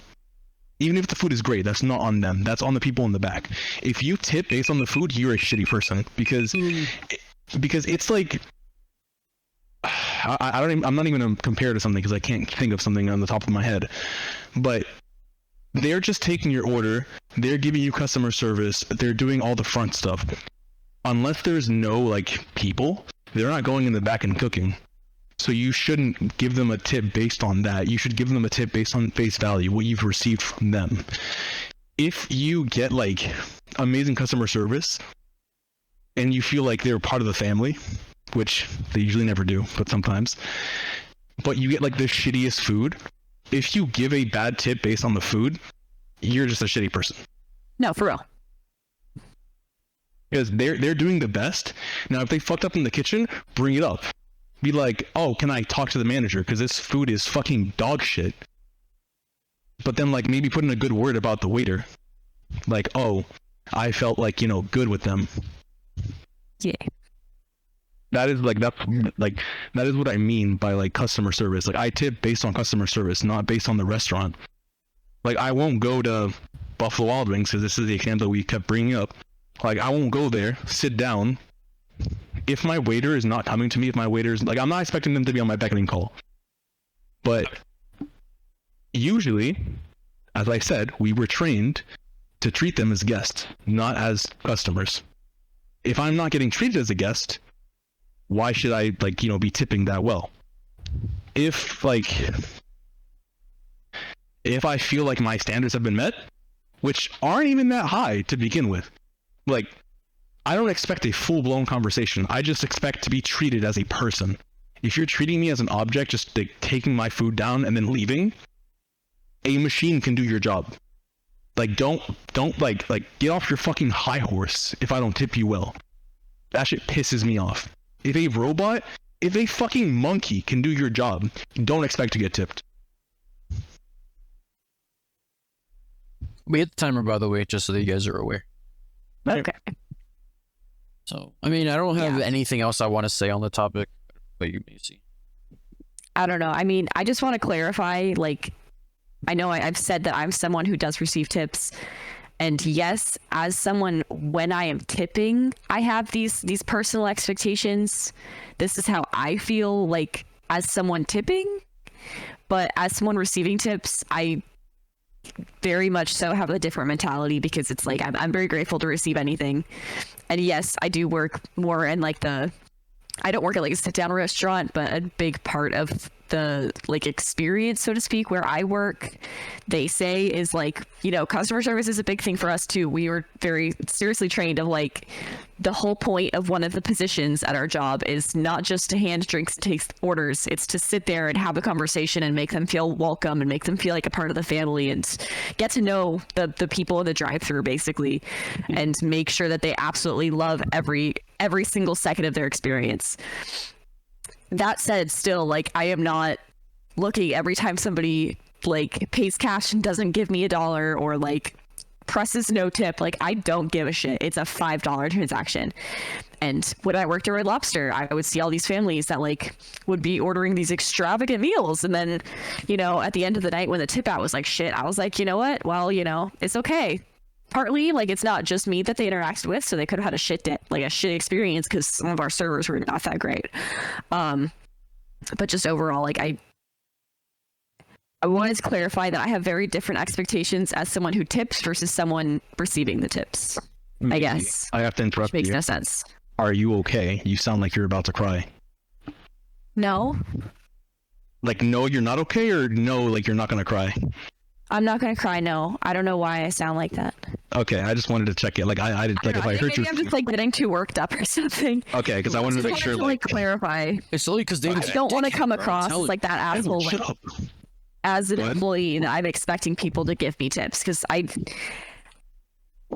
never want to expect it, but I always want to provide it as like I don't know. I think it's just, it feels nice, I guess, to like feel validated in that way. And I always want to make sure that when I like go out to get a service, basically, that I'm making sure that my servers feel that way.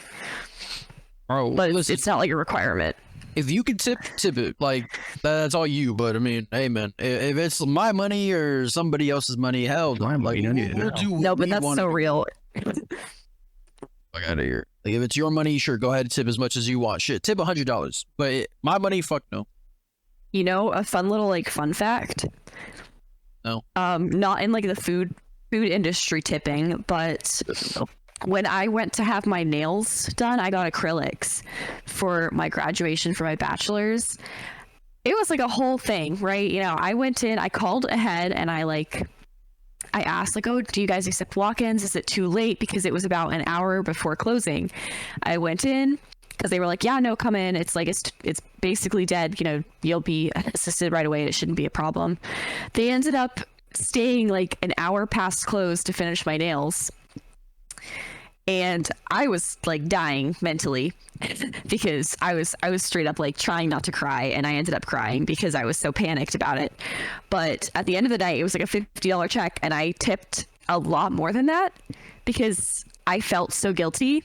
And then I just told myself I could never go back there ever again because they were. Wait, you tipped over 100%? Yeah. Hold on. They gave you a $50 receipt, and you tipped more than $50 in addition to the $50. Yeah. Bro, you must there be were balling. A lot of factors. I wouldn't have normally done that. Normally, I think I would have probably tipped like what, $15 or $20, because it's not just like them bringing food. It's like they're doing art on my nails. Like they made things on my nails. It's the same thing. Like I have no idea what the etiquette is for like tipping tattoo artists. Is it like it's 20% of a $400 thing, or is it like, you know, $50? And I can't find a straight answer, which is why I'm so afraid of getting tattoos made custom, because I have no idea how to tip. But yeah, no, I recognize I went way over, but I was just responding to that like thing that he sent in the group chat where they're like, haha, that I'm like, I can never go back to that place because I never want to do that again. I was just so mentally and emotionally fucked that I was like, this is the only appropriate thing to do because I just sobbed in front of them having a panic attack and I can't even do anything because they're doing my nails. And I can't take a break because it's an hour past close already. And I just told them I want almond. And they were like, you should have told us that at the beginning. So we didn't like get 90% of the way there and have to fuck it all up. And then they wouldn't let me take it back. I didn't know, bro. That was the second time I ever got my nails done. And the first time the lady didn't talk to me at all. I said, I want them black and I want them not that long. And then she did not speak to me at all after that. She just chose a shape and went for it. That's pretty customer service right there. Yeah. So I mean, she only got like a $5 tip on a $35 thing, but them, like, they were so nice to me, all this stuff, and I was just gonna tip $50, but then like halfway through, like, it was a man and his wife. The man like got up to do stuff, and then the wife got on, and I was like, oh man, now I have to tip both of them, and it was just a whole mess. Yeah, no, I like tipping over. Like, no, absolutely. Like, I'd have to have a gun to my head to tip over 100%. Like, okay, buddy. No, dead ass. I can never ever show my face in that place ever again. Like, there have been times where I've stayed later than like their hourly times. Usually, I will say sorry, and maybe give them a 5% like over what I was gonna give them tip. Like, if I was gonna give them 20, I give them 25. 30, 35. But you said sorry, and then your world. No world where I have ever heard someone tip over 100%. On God, bro. Like, if you're tipping over 100, no fuck, you should have been given like diamond encrusted nails. No, they should have actually given you head. Okay, buddy. I was not in the right space that day. Because I called, I was like, it was a rush. I had to have them for the next morning, and it was a very emotional thing for me. Because it was the night before my graduation. Were you guys dating? Yeah. Did you tell them this when you guys were dating? She did. No, you did not tell me you spent over. You gave 100% on the fucking tip, bro. I did. Over 100. No, you did I not. literally came home crying that night. That's so cap. And I told you the whole story. Okay, that either means Edward's a bad boyfriend or you didn't tell him. on God, that means I must have been the worst boyfriend then, because I do not remember this story. The nail salon right next to our apartment at the park.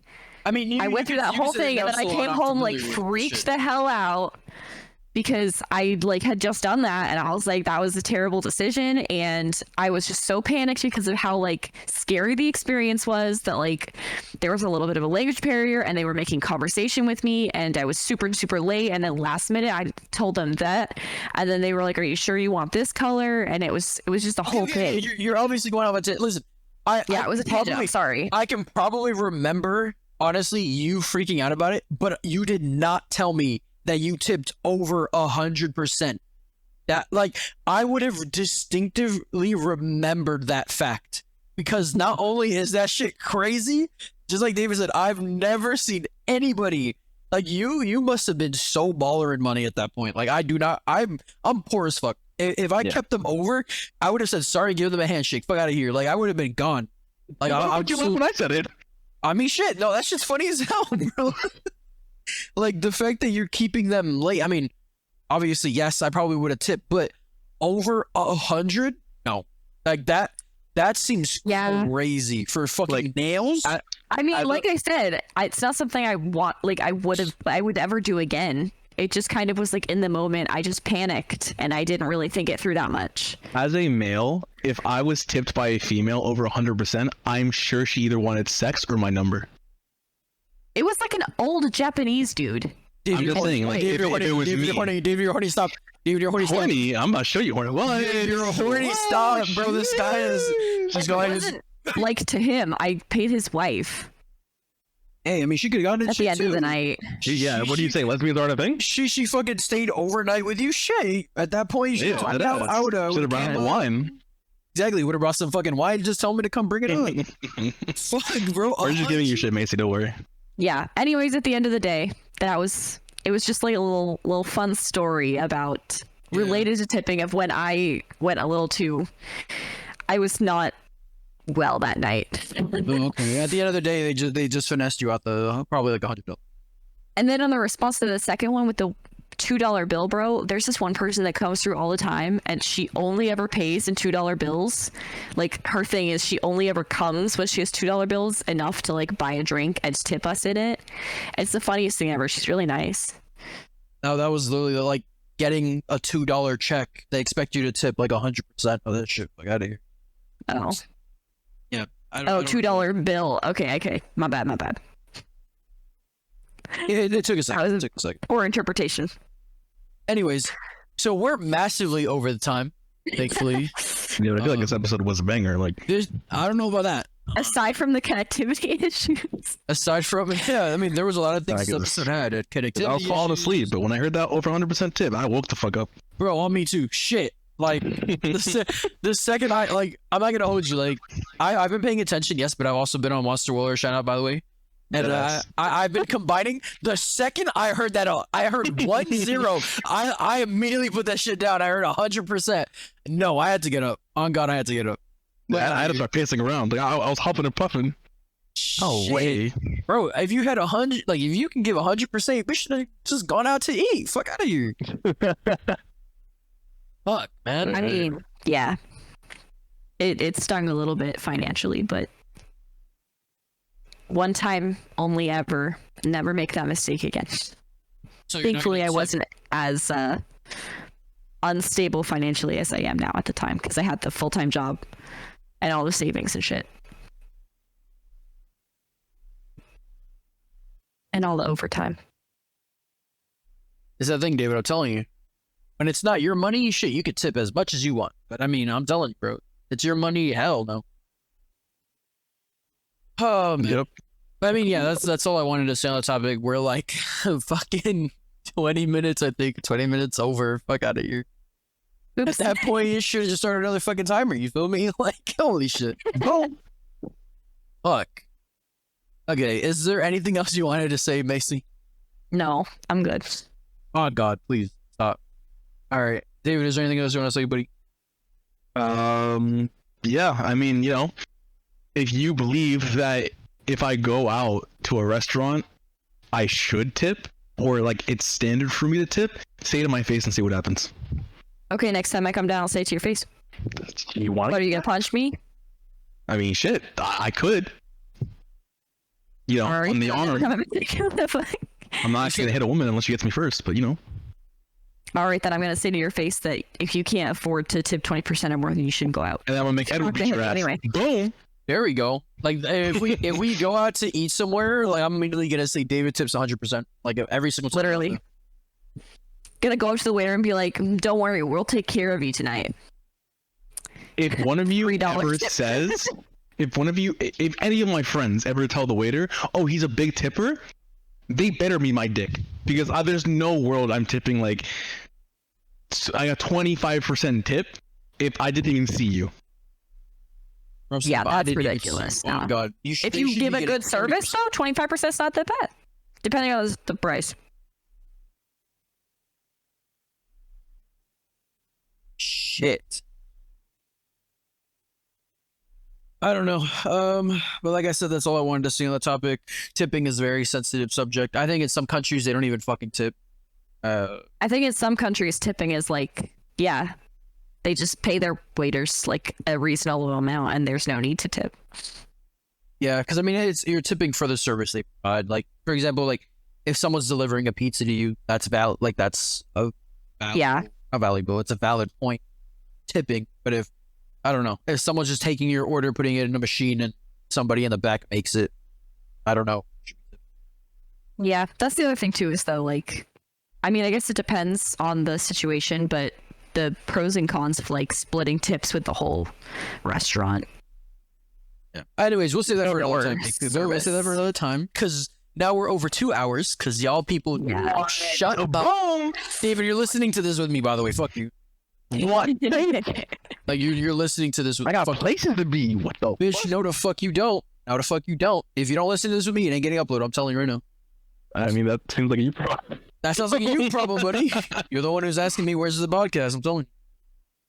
All right. Anyways, that's all I wanted to say on this. I don't think anybody else has anything they want to say. Thank you guys for joining us on the Med Podcast. It's very heated fucking episode today. We'll we'll try to have a banger next week. It wasn't even really trending topics. At least mine was. Wait, next week? This week? David fries. Anyways, What was shopping again? I already forgot about it. I already forgot. Like, speak. Anyways, thank you guys for joining us on my podcast. Have a great rest of your night. See you on the Bye. next one. You're